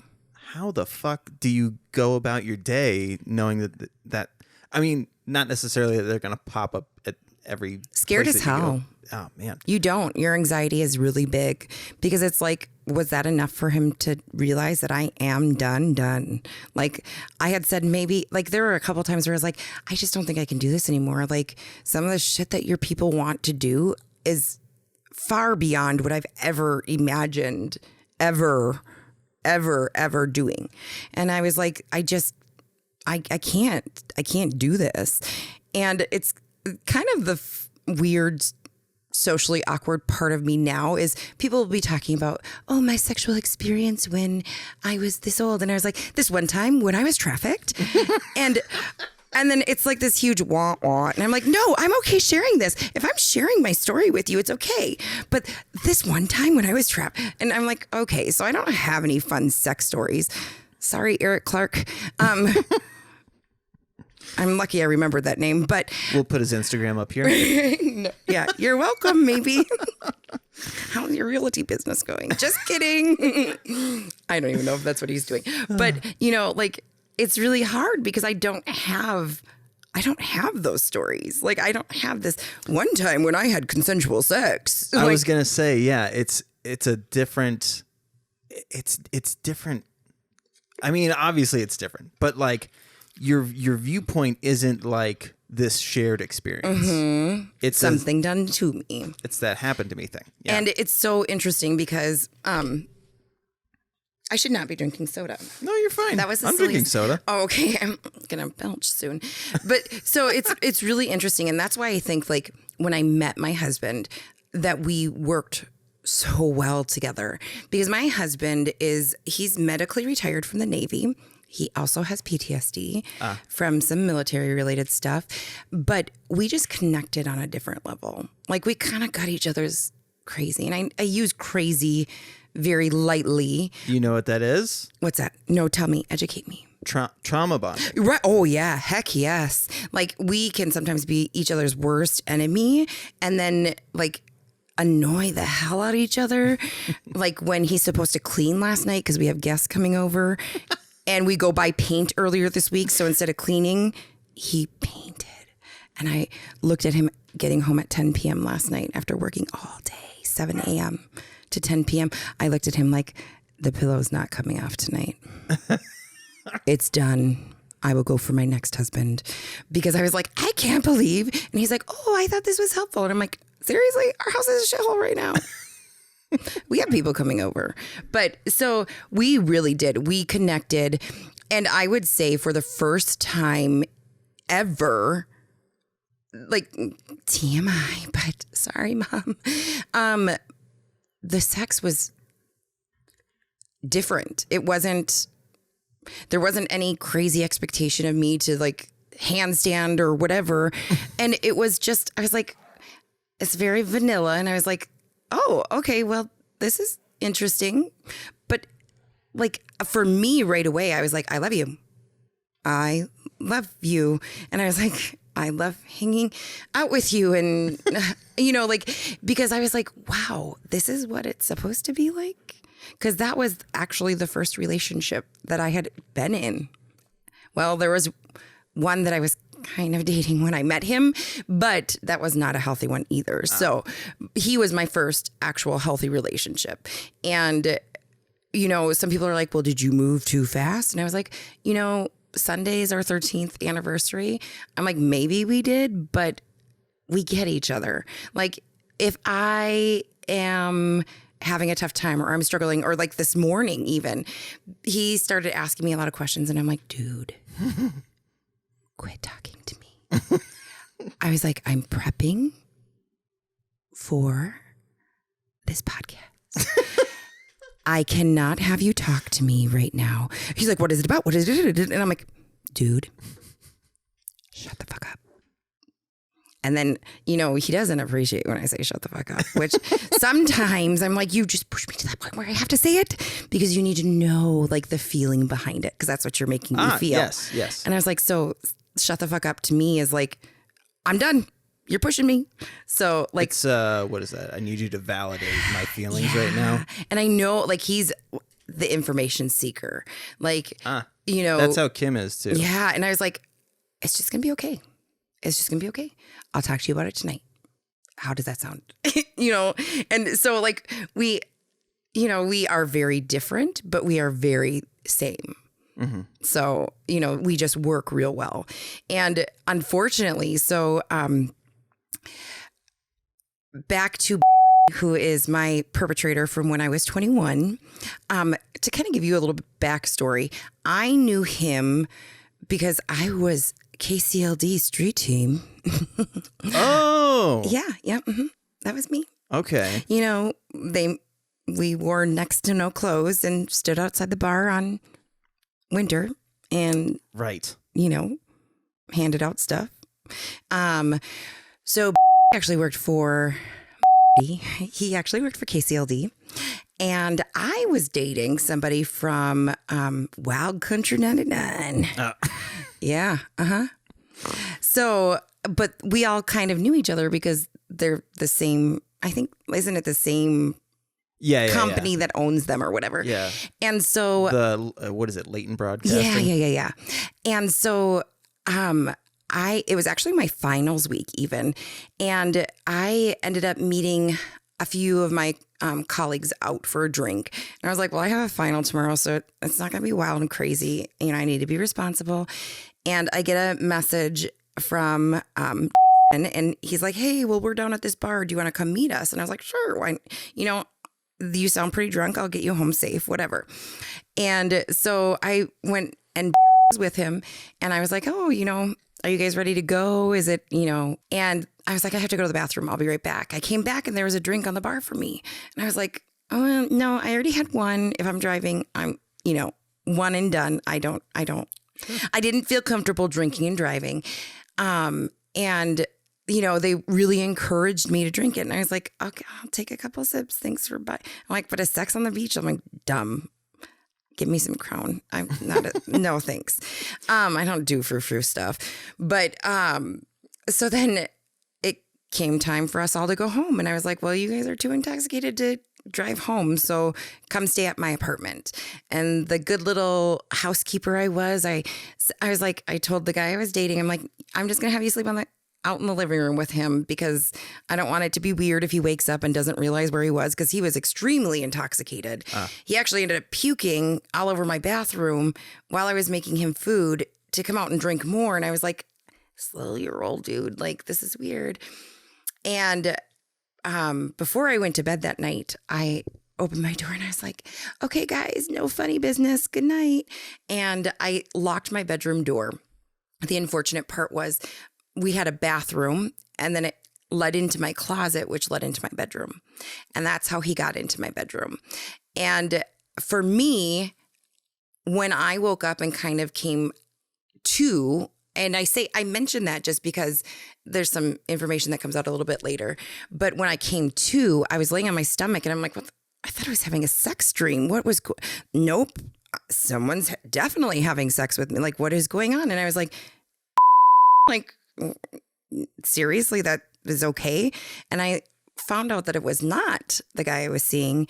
And so I'm going, okay, make an excuse so it stops. Make an excuse so it stops. Make an excuse so it stops. And so I was like, I hear my dad calling. No, your phone's not ringing. Okay. I think my roommate's up. Nope, she's sleeping. Okay. Please stop. No, this is what you want. And he just started pushing my arms under me more. And I was like, this isn't what I want. This isn't what I want. And I was like, okay. And then finally what made it stop was I was like, I'm going to pee. The only other thing that I could think of to make it go away. And so then I got up and left and went out. I woke up. I was like, time for you guys to fucking leave. Get out of here. And I went out to my car and I made a phone call and it was to a friend of mine. And I said, oh my God, I'm so sorry. I didn't believe you 2 weeks ago. He just did it to me now. And I will forever kick myself. I believed her, but I didn't do enough. I didn't support her in the way that she needed. But I didn't know any better either. And that's kind of a heavy packed thing. Granted, I was 21, not a kid, but for a kid to deal with. Yeah. And so I think I ended up, my roommate called the police and my parents. My parents drove from Becker to St. Cloud before the police even showed up at our apartment. I went in for the rape kit, which is terrible. Anybody that's experienced it, I stand with you. It can be worse than the situation itself. In my experience, I would identify that. The phrasing itself. Rape kit. I mean, there's got to be some better term to fucking come up with. I know. And of course, at that point, there weren't SANEs, which is sexual assault nurse examiners. So you just get the ER doc and nurse. Oh. So nobody that specializes in that. And so 21, so that's, 16 years ago. Even to get treatment for STIs and that kind of stuff that they can treat for, or the morning after pill, because St. Cloud Hospital was what affiliation? I don't know. Religious affiliation. Because of their religious affiliation, they wouldn't even give me the morning after pill. Right. Yeah. My parents had to go fill it at a 24-hour pharmacy, bring it back to me and give it to me so I could take it in a timely manner. Yeah, that's right. Dumb. We are doing far better now, 16 years later. I will say that. But so I did that. The police were there. nothing. I will say, of my sexual assault experience, no charges ever. And that is the stark reality of our world and how bad we all suck at doing that and supporting survivors, because it's a he said, she said. Because a lot of times there's not a third party watching or involved or whatever that'll say, yeah, yep, that person raped that person. Yep. So when about 2 years later, when my case just didn't go anywhere, I didn't get any notification that it was being dropped or that there wasn't enough evidence to pursue charges, I fought to reopen my case. And because it just went away. It just never, there was no ending. There was no, like, it just stopped. They just stopped doing anything with it. And at that point, the investigator that I was working with said, well, you need to get a confession out of him. We need to wire you and you're going to have to go. I'm like, this is not SVU. This is real life shit. And so I was like, well, I can't guarantee that if I had to meet him in public, that rage that I spoke about earlier wouldn't come out and I would possibly want to harm him because, rewind again. So Saving Jane. I stopped there. So that's significant because KCLD sponsored that. I lost my job at KCLD, by the way, because it was a conflict of interest to have me, who was saying he raped me, work there. And since he was on the radio, I got stopped. But anyway, so a year later, shit's kind of hitting the fan. I realized, oh my God, he is here. My perpetrator's here tonight. And so I'm like, okay, bar, here we come. So I start doing shots because I was like, what else is, there's nothing else to do here. That goes back to that survival thing. That subconscious part of your brain is like, how do we feel safe? Right. And since that's what I was using to live my life anyways, that was the first thing I went to. Well, all of a sudden my older sister comes walking up with like 5 women. And I was like, you guys are interrupting my drinking. What's going on? And she's like, Sarah, it happened to them too. And I was like, Jesus, what happened to them? The same thing that happened to you. And I was like, did you go to the bathroom and say, hey, who's been raped? And like people just started flocking. I'm like, how the fuck did you find out that these people have been raped? And so I was like, oh, okay, well, I'm so sorry to hear that. I hope you're doing okay. Like, what do you want me to do? Well, so my younger sister was pregnant. My older sister was old enough to drink. So we were drinking, and then towards the end of the evening, my sister went up to my perpetrator and said, why did you do this to my sister? You don't know what this has done to her. His response was, you don't rape the willing. And then we had a very kind gentleman help us get to our car because my sister threw her beer at his head, which was, for me was a little fulfilling because I was like, thank you. Like, someone actually got to see that. But for my sisters, it was really hard because it was the reality of where I was currently in that life, which was not a great place, but them seeing my weakness. And it was hurtful. And it was hard for them, and for them to see my weakness and me to lose my, be a mess, and them be a mess. And that was a challenge. But so that was about a year. And then the next year is when I reopened my case. And so they told me, wire me. And I was like, well, are there any other options? Like, what did my rape kit say? What did, you guys took my bedding, and because it's happened in my own bed, and you didn't find anything. And I was like, you know what? I want to see the police report because I want to understand what was done. And it was fucking frustrating to read the police report because explained this amazing sexual experience that I was like, I don't remember that or how long was this going on before I woke up? And so the problem with being drugged is that it leaves your system. So they didn't test me for being drugged because I had explained to them that I only had 2 drinks. So I wasn't intoxicated. But even if they would have tested me at 4 o'clock in the morning when I went to the hospital, if I had been slipped something in my sex on the beach, it very well could have been out of my system by then. But in his report to the police officer, he actually said, "What's that bitch complaining about? It was the best sexual experience of her life." Wow. So after reading that, I was like, yeah, wire me, please. Wire me. Where is he at? I'll go right now. Let's go. I'll meet up with him. And so unfortunately he had moved out of the area, which now he's back the last I heard he was back in the area. But he had moved out of the area, so we had to do recorded phone calls. And so I am, at this point now, I'm with Jeremy and, kind of rehashing some of this stuff. And the other gift that he provided me was HPV. And so I was like, oh, go get yourself checked, asshole.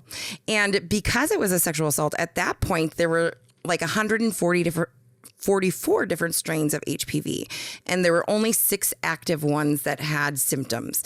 And so because it was a sexual assault, they tested me because it was very expensive to test to see what strain you had. Oh, wow. You just kind of get to wait and see if anything shows up. And I tested positive for 3 out of the 6 that have symptoms. Jesus. So all of this is going on. I'm having to go to the doctor every 3 months to have a colposcopy done because I have cancerous cells on my cervix, and like all this stuff is going on, and like it kind of fueled a little bit of anger for me to want to have this phone call. So it was the 3rd time, so we had to schedule 3 times because he didn't answer. And we get him on the phone and he's like, "You called rape on 5 different guys at that time." And I'm like, "No, that's not true." And he's like, "If I raped you, I'll burn in hell." And so at the point where the investigator kind of looked at me and put her pen down, quit writing questions that were leading me to get him to make a confession. And she kind of shook her head and I was like, fuck, this isn't happening, is it? So I went through all of the shit and it's not happening. And the last thing I said to him is, enjoy hell, because that's where you're going. You said it yourself. If you raped me, you're going to hell. So that's my closure with him, and he's done, and I don't have a care in the world about him ever. I will say that the Gardasil shot was new at that point when I was sexually assaulted. So I didn't take it before I contracted HPV, but they gave it to me after just to be like, hey, well, this might work. We don't know, but do you want to try it? And I was like, well, I guess I'll try it. I'll try anything. Yeah. I mean, if it's going to help, why not? I had symptoms of HPV until the day my son was born, my oldest. And I have been symptom free since. And so I always say my oldest saved my life. And I also had a lot of fertility issues. I had 7 pregnancies and I have 2 boys. So I had 1 more miscarriage with Jeremy before we had Keaton. So I had 2 pregnancies before Keaton. And but whatever it was, whether it's hormonal, whether the Gardasil shot worked 3 years later, we don't know. But I don't have those symptoms anymore, which is great. Awesome. Before we keep continuing down this path, that was over a year, that whole process of trying to get justice, you're saying? No. So after 2 years of nothing happening, so 2 years after my assault is when I was like, nope, I want you guys to do a better job. So then I went and talked to an investigator and they reopened my case because it just closed because of time. Okay. So much time went by. Oh, I see. So there was no resolution, but the investigator didn't do the investigation. Yeah. So they talked to the perpetrator. They talked to they and claim that I had sexual contact with that night, which I have no recollection of, which would lead me to believe that there is potential drugs put in whatever, whether it be at my apartment or at the bar, who knows? Right. But that's, here, if we don't know. So 2 years after that, my actual assault occurred is when I reopened my case. And because at that point I'd been an advocate and I was like, I advocate for people to, if they want to do that, do it. Why am I not doing it for myself? I'm really good at supporting people and doing that. I'm like, but I'm not so good at supporting myself and doing what I need to do. So yeah, it was about 2 years. And then it took probably, I would say, 3 months to actually get him on the phone. First we had to locate him because, of course, I knew him as Marty. I didn't know that he had a different name. So like when I found out that his name is actually like, I was like, oh, that feels disgusting. Yeah. You know? So for people listening, like if you, I mean, I'm assuming most people are going to be leaning on the side of like obviously abdication. Mm-hmm. But if you have ever said, why don't they go to the police? Over 2 years to maybe get some closure or... And that's only because I'm the badass I was and was like, I'm not just letting this go. Yeah. Someone needs to be held accountable in my life that takes advantage of people, that does these things, because at that point nobody had suffered any consequences for the things that they had done to me in my life. Yeah. And people complain about cancel culture. It's like if the least that happens is they just lose their job, their favorite job. That's nothing compared to the fucking jail time that they should be serving. Right. It's so underwhelming, the type of closure that you get from a tweet and people supporting you. Mm-hmm. I mean, it's still not. I don't know. It's if victims are able to get anything back. Right. I always encourage people to start by believing. If you ask me what you can do to support a person that has been sexually assaulted or says they've been sexually assaulted, start by believing. Don't ever not believe them, because I know people will probably be swearing my name right now if they're listening, saying, well, there are false reports.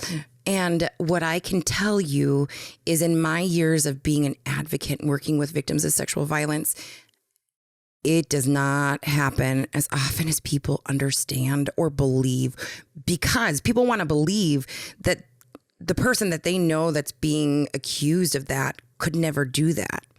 And I respect that. I respect that it's really hard for you to understand that someone you may love even could do something like that, but start by believing the victim. Because what I will say is, in my years of being an advocate, I have seen 3 cases that were considered false reports. That if you look at the situation, there was one where this woman called to report a sexual assault. She was going to the hospital for a rape kit, and then she named her perpetrator. And everything went a little bit crazy, and I didn't necessarily understand why everything went a little bit crazy. And I got pulled out by the nurse or the doctor, and they're like, that's not possible. Or the officer, I think it was, that's not possible. And I was like, okay, and why is that not possible? Because he's currently incarcerated for her rape. Mm. Okay.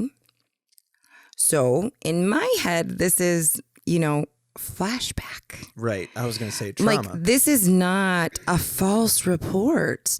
She literally lived through this again. And they're like, well, how do you explain the injury to her? Good question. How do we explain the injury to her? Yeah, she's showing similar injuries that she had when she presented after the initial assault tonight. I don't know how to explain that. Whether it was self-inflicted, whether maybe she was sexually assaulted again. Right. And, we don't know. We don't know that. But don't call that a false report, because it's not a false report. Well, and I always say, so let's say that there is a false report, mm-hmm. and that individual goes to jail. Right. Statistically speaking, I would rather lose one guy falsely than have the potentially dozens and dozens of women that get assaulted because we said, this is probably a false report. It's nothing in comparison. If you're going to say we're going to lose on either side, mm-hmm. we're losing far less men who are apparently being falsely accused than we Right. are the women that are being assaulted. It's not even comparable. And isn't it crazy to think or to know that a person who makes a false report for whatever reason is spending more time in jail than a perpetrator who is sexually assaulting people? Yeah. How freaking bananas is that? Yeah. That is so beyond anything that I can even imagine. And back to when I left teaching and I worked at the sexual assault center, within my first month, I was going through an abortion with an 11-year-old. So a lot of secondary trauma happened when I was working at the sexual assault center. But I was like, hell no, I'm not letting this baby go in there by herself. Hell no, am I not letting her be thrown to the wolves that stand outside Planned Parenthood in St. Paul, screaming at an 11-year-old who's having an abortion. I've never been through one of those. That was my first experience, and it was intense. And, I appreciate that time. And after I actually left the sexual assault center, I kind of took a break from advocating for about 3 months, just because I was like, I'm burned out. Yeah. Like, I became very cynical, and I was like, the whole world sucks. Why, I kind of had to just sit there for a moment and then light the fire under my ass to figure out, what do I want to do next? What is my next move? And I was introduced to an amazing woman. Her name is Sarah Super, and kind of her organization called Break the Silence. And at first, it was just this beautiful, small Facebook community. We did some meetups here and there. And then to hear her aspirations and how much she wanted to do for survivors, I was like, I'm in. You got me. I've been dedicated to this place for that many years. I'm yours. You tell me what to do. I'll be there. I'll do it.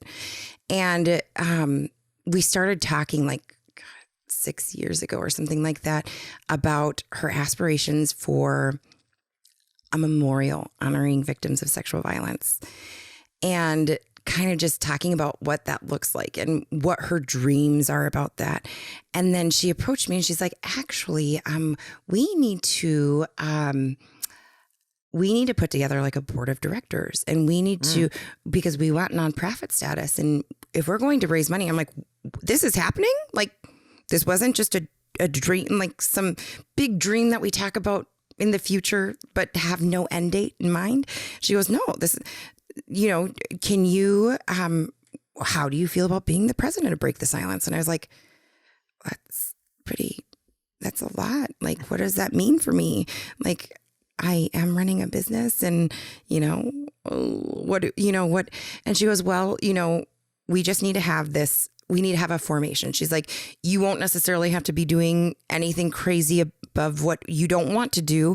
She's like, you can continue to do. I did a lot of truth telling events, which is something that Break the Silence offers. And it's just this really small, intimate place where people can break their silence about sexual violence. And we have these statements, which I will close with, but we have these statements that we say when anybody breaks their silence that supports you, that we are all supporting you. So then she's like, well, and we have raised $200,000 so far. And I was like, we've raised $200,000? Wow. And she's like, actually, I'm starting to look at spaces where we could potentially build this memorial. And I was like, well, okay, wow. This sounds cool. And in October of last year, we unveiled the nation's first memorial honoring victims of sexual violence in Boom Island Park in Minneapolis. Oh, wow. Yeah. Huge. It's gorgeous. Oh my God. It is. I was like, okay, well, my next wedding, I would like to get married there. Is that okay? It is just going there and seeing the beautifulness behind the meaning behind, there's just so many different levels to how beautiful it is there. So highly recommend Boom Island Park. It is the nation's first memorial. And so we collectively raised over 4.5 years, $700,000. And that was like Minneapolis Park and Board matched up to like $150,000 or 225. I can't remember the numbers, too many numbers, but like they helped us, and donors. We had I don't know. Like from the Mighty Ducks? Eve formerly known as Eve Ensler. Okay. I got to introduce her at our ceremony. But V donated, and she very graciously came. V or Eve Ensler, formerly known as Eve Ensler, let me get that right, wrote the vagina monologues. Oh, okay. She's badass. I was like, oh my, I got to meet her in person through one of our Break the Silence events. And I was like, oh my God, this is better than Posh. That is wild. Posh Spice. Like, same level for me. Like, yeah, I was totally jazzed. And so, kind of my advocacy has taken a little bit different of a turn to kind of, I still like to do advocacy. I still consider myself an independent sexual assault counselor in the state of Minnesota because I always hold that title. But I do it more so in let's change. Part of my role as being the president of Break the Silence is, let's see. Okay. So this February would have been a year and a half ago. I have to do timelines like that. The state kind of looked at our criminal sexual conduct statutes and they're like, oh yeah, these are bullshit. They're written in 1975 and basically maybe have had some updates here and there, but our governor decided to put together a working group. We'll just say 2 years ago. And so basically what our job is to go in and look at those and see what they needed and then suggest legislation change to better meet people's needs and be a little bit more clear. So then we don't have these people that are like, well, no, daddy touched my cat. Well, we don't know what cat means because you're not saying vagina. God. So like making that shit more clear. And so basically and it was everybody from all different walks. Like we had prosecutors there and I was like, defense. I'm like, you sold yourself to the devil already. I'm like, why are you here? And, but there were advocates and there were law enforcement and there were like just so underserved populations that are like, hey, yeah, we need to have a voice here because when it's 30% of people being trafficked are Native American, let's talk about that. Like, what can we do? And so kind of, it was very interesting. And I felt at first I was very quiet because I was like, I don't think I'm smart enough to be here.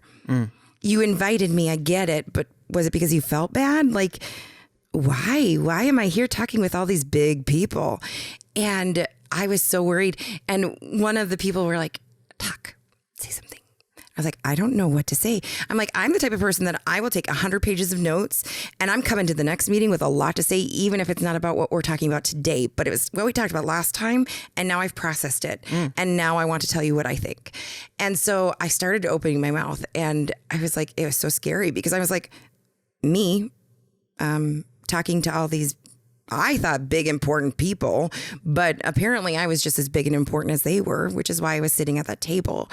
And we dumped pretty much everything and rewrote and sentencing guidelines. And like, there were so many different components into this working group that it was crazy. And so it went in for legislation in February. And that's right around the time where that case of the woman who was sexually assaulted, she was kicked out of a bar because she was intoxicated. Her perpetrator found her on the street and raped her. And it went to the Supreme Court. The where she was behind the dumpster, like you drugged her. Yeah. Yep. So he is saying, and so the Supreme Court ordered a new trial, that right? Kid's out of jail then. Right. Yep. So they have to do a retrial because what happened is he's saying, well, I didn't provide her the alcohol. So it can't be rape. It can't be rape. I just had sex with someone beside the dumpster. It's not rape. What was it? Brock Turner. Yeah, there we go. I freaking hate him. Well, of course. Okay, I did say that I don't have hate though. But I hate some people, okay? I don't like to hold hate in my heart because it's too much energy for me. But yeah, I don't like him, I should say. So Kim brought this up the other day about how like you shouldn't wish like death on people. Mm-hmm. But what about their penis falling off? What about the penis falling off? I mean, whatever. My thing, everybody is going to die at some point. That's a really good way to think. I love that, actually. You're going to die anyways. Why can't it be now? Yeah, why can't I be around for it? Right. Yeah, please. And Handmaid's Tale, if I happen to go season finale Handmaid's Tale on you, this season finale, by the way, you were going to die. I really like the way. I've never thought of it that way, but that's really, yeah. So if you don't, and that's just, I mean, have whatever feelings you have towards anybody. Who gives a shit? As long as you're not going out and trying to murder them, you're allowed to feel whatever the fuck you want. And, and I've always been big on holding hate in my heart hurts me more than it's going to hurt. They don't fucking care if I hate them. Well, and I don't like to carry that with me. That's too much baggage. Yeah, it's either unprocessed trauma, unprocessed something, and so it's. And they don't give two shits about that. Really hold on to that stuff. There's more to it than just that. Right. I know there are so many. We could throw out how many different cases. It's these people that think I can take whatever I want. They're the sickos. They're the gross ones. Like, I don't understand how the hell people think that raping somebody who's unconscious, who cannot say, yes, this feels amazing, which it should. And this is what I talk with a lot of people about now, is because I'm very sex positive. I am very much so. If you say you don't masturbate, quit lying to me, because if you don't, do it, because you need to know how your body works. I tell my boys, Mom, my penis is standing up. Okay, well, here are your options. Maybe you should go spend some time by yourself. It was so like a lot of times, because I work primarily with women, a lot of times we do start talking about sex, and some people are like, don't talk about that. We don't talk about sex. I'm like, we should be talking about sex with everyone. That should not be a taboo thing to talk about, because if you don't talk about it, then are you talking about to everyone, survivors? Anyone who is willing to listen to me just babble. I will talk about because I think that's very important to not make it taboo, because again, after I was 21 and I wanted to talk about it with somebody, it was like, shh, nobody wants to hear that. We don't talk about that kind of stuff. So here's a forewarning. So when parents say, well, how do you talk about sex with your children? Do you say good touch, bad touch? And I said, no, we do not say that anymore, because sometimes that bad touch feels good. And it's really confusing then when we say, but that felt good, so why is it bad touch? So that's kind of the impression that I got. So I got caught masturbating, and it was like, no, we don't do, that's not something we do. And I was like, okay, so this is bad, but it felt good. So I have to hide and do this and nobody can tell me. So I'm like, nope. We don't hold shame around that. Like, I'm not joking. So when I found out I was having boys, I cried, because I grew up with sisters. Both my sisters had girls. So I was like, shit, yeah, I'm having girls. Like, this baby is a girl. And so when they're like, no, it has a penis, I was like, I don't know what to do with those. I have no clue what to do with a penis. And so, and I'm sorry, this is a stereotype. And forgive me for saying, with boys, what I have grown to find, it's all about the penis. My boys, all about the penis. And it might not be all boys, but my 3 boys that live in my house, that's what it's all about. Is the first time my oldest, his diaper was off and he touched his penis, he giggled. I was like, did that really just happen? And then he has not let go since. We have to sometimes tell him, buddy, hand out of your pants. Both of them. No, okay. My husband probably won't appreciate this. All 3 of my boys. I'm like, okay, guys, company's coming. Hand check. Go wash them. Yeah. And so, but for me, I'm like, it's not a shameful thing. Like some people that have come into my house and have seen that, they're like, that's disgusting. What are you doing? And I'm like, do not put that on my children. It is perfectly fine for them to touch themselves. However, let's teach them where, like, how about you go to the bathroom? Or like, I'm not shaming you. I'm not going to say don't do it. But if there's company over, maybe just don't put your hands in your pants. You're welcome for having ADHD. I sometimes we'll have like this nice organized, and then it like in between it says stay on fucking track, because well, there's so much to unpack. Yes, and I was like, how much time do you actually have when we started talking about this? Because I was like, I could go on forever, or I could be done in 2 seconds, because I've kind of had, when I've shared my story, because another part of my advocacy was working with perpetrators and their families through a treatment program. And so I would go in and share my story with both the perpetrators, and then typically if they were under 18, the parents would also hear my story. And I got one of the toughest questions, and I am spacing it right now. If it was like, so I got done sharing my story, and I was like, we're open for questions if you would like to ask us anything. She goes, was it really rape if it was above your clothing?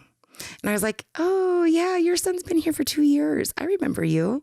Jeez. And so I did that for a couple of years. And I was like, that's why your son hasn't graduated from this program, because you're still making excuses for him and his behavior. And instead of acknowledging what he's done is wrong, you're saying because he fondled somebody above their clothing, he's okay, because it's not sexual assault then. Wow. So, and I was super scared when I scheduled my first session to go in and talk to perpetrators, because I was like, oh my God, they're going to be these monsters. They're going to be climbing all over the place. And I don't, and I'm like, wow, you're people too. Yeah. You're kind of like, you look like me. Maybe. I had no idea that there was even because in my like head, like there are these evil monsters that are like hanging from the ceiling, because that's how I viewed it. Yeah. That's how I viewed the people that took advantage of me in my life. But I was like, oh, okay, cool. And then, I started with the adolescent groups, and then they asked me if I wanted to do my first adult group. And I was like, no, I don't think I can. I'm like, I'm no. And they're like, well, we would really encourage, whatever. And my first adult group, a lot of the adults would ask, did you forgive? And I was like, that is kind of a really tough question to ask a survivor. I said, could I imagine my life without trauma? Where would I'm like, I'm not even going to go down that rabbit hole and say, where would I be? What would I be doing? What would my life be like? I said, what I'm going to tell you right now, let me say it all before you take it in. I am grateful for where I am in life. I have an amazing business. I work with amazing people. My life is very full. Now, that does not excuse people and say, go rape everyone, because your victim is going to be grateful that you raped her. I said, that's not what I'm saying. What I'm saying is I'm grateful that I was able to take a shit-ass situation and turn it into helping. I want my life as always, anything in my life, having a disability, having anything in my life, if my life can help somebody else, it served its purpose. Ever. Yeah. I will always feel that way. If you can learn something from my stupid ass decisions because I have autism and don't get social cues sometimes, great. Thank you. Then I've lived my worth. I mean, Kim and I say that all the time. Like, I don't like revel in the shit that I've been through. But it's also part of processing when you're able to give like solace or some type of advice because of the things that you've been through. It's a healing process for you too. Right. So it's not like we're now these like superheroes or something. Right. We just unfortunately have been through the shit. And if what we've been through can help you, then I feel like that helps us too. Right. And that's when I started sharing, like, I was so afraid to share my story for the first time because I was like, what are people going to think about me? I'm going to share things that people are going to go, what the fuck are you talking about? But how it felt for me to share my story, I was like, I gave a piece of that away. I gave a little piece of that trauma and I put it out there and it's no longer with me. And that's kind of how I viewed it every time I shared my story is I felt a little bit lighter each time. And then like the response too is like, of course, people are like, oh, you're like, I'm an angel because I'm a special ed teacher. I'm an angel because I'm a survivor. Nope. No, don't. I'm not special. I'm really not special. I am average. I may be smarter than some because I have autism, but no, there's nothing special about me. By the way, I have some Rubik's Cubes here. No, I am not that special. That's for sure. No way. Yeah, no, it's, and like, it's so funny because after being with Break the Silence at events, people come up and be like, oh my God, Sarah, it's so nice to meet you. This is like, you are such a, and I'm like, are you talking about Sarah Super? Because I'm just Sarah Colford. Like, that's all I'm just the regular Sarah. That's the one who started everything. And they're like, no, I watched this or I did this and I came to this event and they're like, I'm just so like awestruck meeting you. And I was like, I hope I didn't disappoint because I'm just me. But I was like, I'm really glad that whatever I said or did in that moment helped you. And I'm really glad that you are excited to meet me. And then I'm like, okay, bye. Because social awkwardness. Well, and isn't that funny? Because like in the back of your head, I don't know if you do this, but like when I was doing stand up or, something with the podcast, when Kim and I would like share our stuff, when somebody says that type of compliment and you go, I'm wearing socks with Crocs right now. Yeah. I watch anime when I go home. Yeah. Like all of these really normal, like you go home, you still have a business. You still have kids to take care of. I know. I'm not There's rich. all of these like normal things that go through your head where you're like, we're the same. In the back of my head, the song is always, don't be suspicious. Don't be suspicious. Even though I'm not doing anything wrong. But then I'm like, am I dancing right now? I should not be dancing when they're having this serious conversation. Like the internal conversation, nobody wants to hear that. Like that goes on because I'm like, I always am thinking and I'm like, wait, don't share that. Oh, wait, you just shared that? Oh my God. Like that's going on up there all I got it. the time. Or like, why the fuck did you share that with them? Like, why did you just say that? And I'm like, oh shit. And then I try to like compensate for that. And then sometimes I just end up going, okay. And I walk away because I don't know how to end conversations, social awkwardness.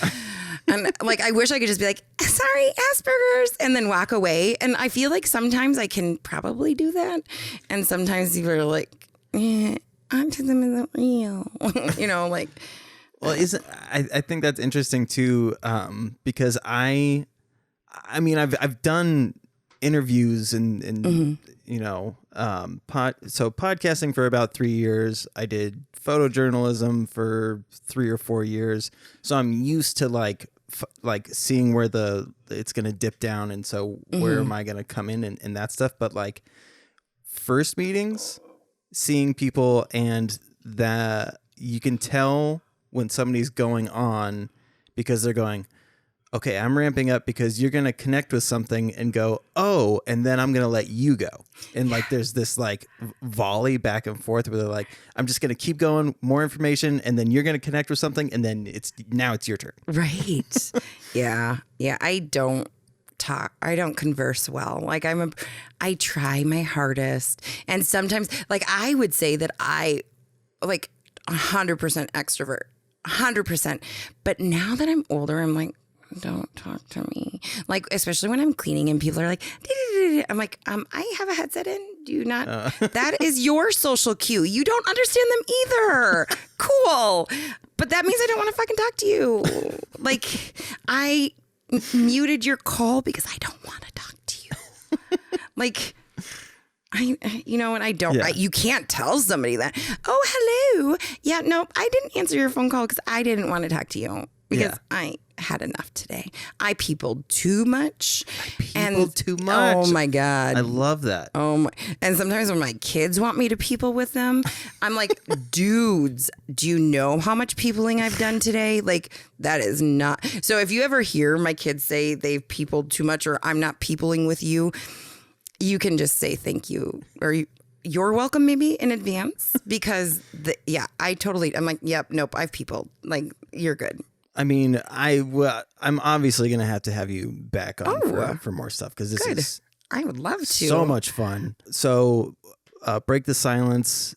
Yes. So if anybody needs information about Break the Silence, you can find Break the Silence Day is actually, and I can send you links. I don't know if you do that. But there's a Facebook page that's public that kind of like you can see the stuff that we've done. We'll share stories or whatever.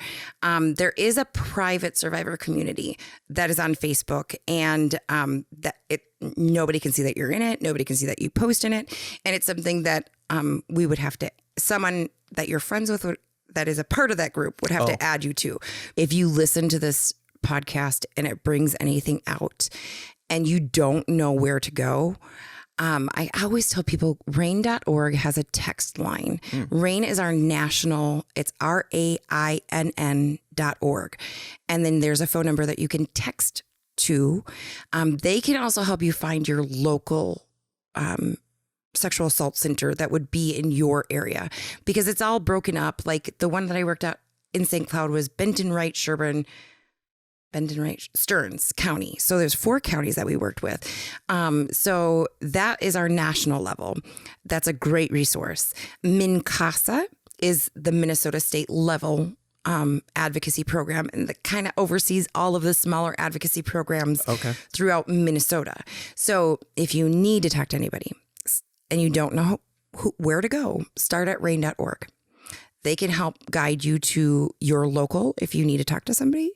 You can look at Break the Silence. You can look at the link that I'll share with you. There is help out there. That's one of the biggest things I want everyone to understand. No matter how long it's been, there is somebody that can help you work through a situation. It does not define you. Release that shame and blame. That is one, and that is when we talked earlier about why people don't report. Yeah. Is shame and blame. It is so easy as a survivor myself to blame and shame the hell out of myself. That's just me. Now, all the other people that shame and blame me when I report or break my silence, it's not a beautiful thing. No. I mean, my perpetrator told me that I called rape on 5 other guys, so I'm just a slut. Yep. And, so release that shame and blame. That's, if I had any advice to give to anybody, is don't stay there, because it's hard. It's easy. It's easy and hard at the same time. Yeah. It's hard on you. It's easy to do. But release it and start by believing. So anybody that may not be a survivor, that might be listening to this and saying, what can I do? Talk to people. Don't let that stuff be taboo. Don't keep the silence, and believe. Did you say that there was... My statements. Yes. So at the end, when somebody breaks their silence at a truth-telling event, we say, you are strong. You are courageous. You are inspiring. I stand with you. It's freaking awesome. Sarah, thank you again so much. Yeah, really appreciate absolutely. it. No, I was like, kind of that star quality. I was like, I get to do a podcast. And they're like, with who? And I was like, oh, someone I went to high school with. I was like, I don't know. Like I said, he's doing this new series. And, I was like, it's awesome because, not a lot. We look at all the bad things. We sometimes focus on all these bad things and focus on the good. And what can we do? What have we done? Where do we need to go? There's still a lot around sexual violence that we have a lot of work to do. what I will say, some more statistics, because that's my brain. When I joined the effort, we were at a 16% report rate. 16%. 16. Nobody's talking about it. That's why I was told nobody wants to hear about it, because nobody's talking about it. Right. Today, we currently sit at 43. Wow. But still, God. That's not even 50% of sexual assaults are being reported, right? To see that huge of a leap, but it's still like, okay, we need to do better. Like, we need to keep going. And that's where the advocacy sometimes gets exhausting, because it's like, what more can I do?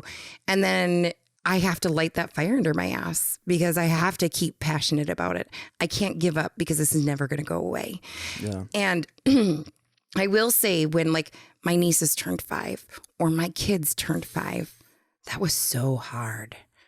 It was so hard, because I was like, I would die. So then feeling that way about my nieces or my kids, I'm like, how did my parents feel? Yeah. But I was like, if anybody, so, talk to your kids, talk to your nieces and nephews, talk to your friends.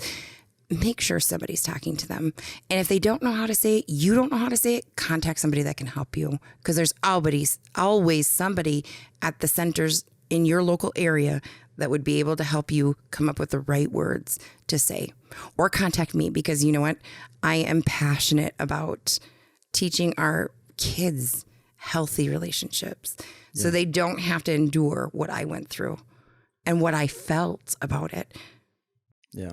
Well, and one of my favorite sayings is women don't have a modesty problem. Men have a rape problem. Right. Because the victims should not be the problem. It's the perpetrators that should be the problem. It's funny that you say that. When the officer showed up when I was 21, he's like, "What were you wearing?" I said, "Pajamas." No, like, what were you wearing that night? Clothes? Can I see the outfit that you were wearing? Why the fuck does it matter what I was wearing? Yeah. There is a chant that we do when we like raise our voices and do marching and stuff. And yes means yes, no means no. However I dress, wherever I go. Like, we should not have to say, "Oh, well, you're wearing shorts, so does that mean I get to rape you?" Somebody should make like a Dr. Seuss style book. I know. And I was like, do people really think that how I dress means that you can rape me? Like, what happens when I'm wearing a swimsuit? Then does that mean you can rape me then? Or because I'm wearing a swimsuit in like a swimming, then that's off limits? Like, I don't know those rules. Again, autism. Give me the rules so I understand when can I be raped and when can I not. Oh, wow. Right? When is it okay for you to rape me and when is it not? Let's talk about that. That's another one, though. That's way beyond. Okay. So. Well, again, this has been fantastic. Thank you so much. It is almost 3:00. Holy man. It's a good conversation. Yeah. I knew it was going to be a good one. Well, thank you for listening to me for that long. So make sure all the links will be in the description. Thank you again for listening. Boom Island Park, Minneapolis. Yes, Boom Island Park, Minneapolis. All right, ladies and gentlemen and non-binary gentlemen. Ooh. I couldn't make a rhyme, so just however you identify, be well. Thank you.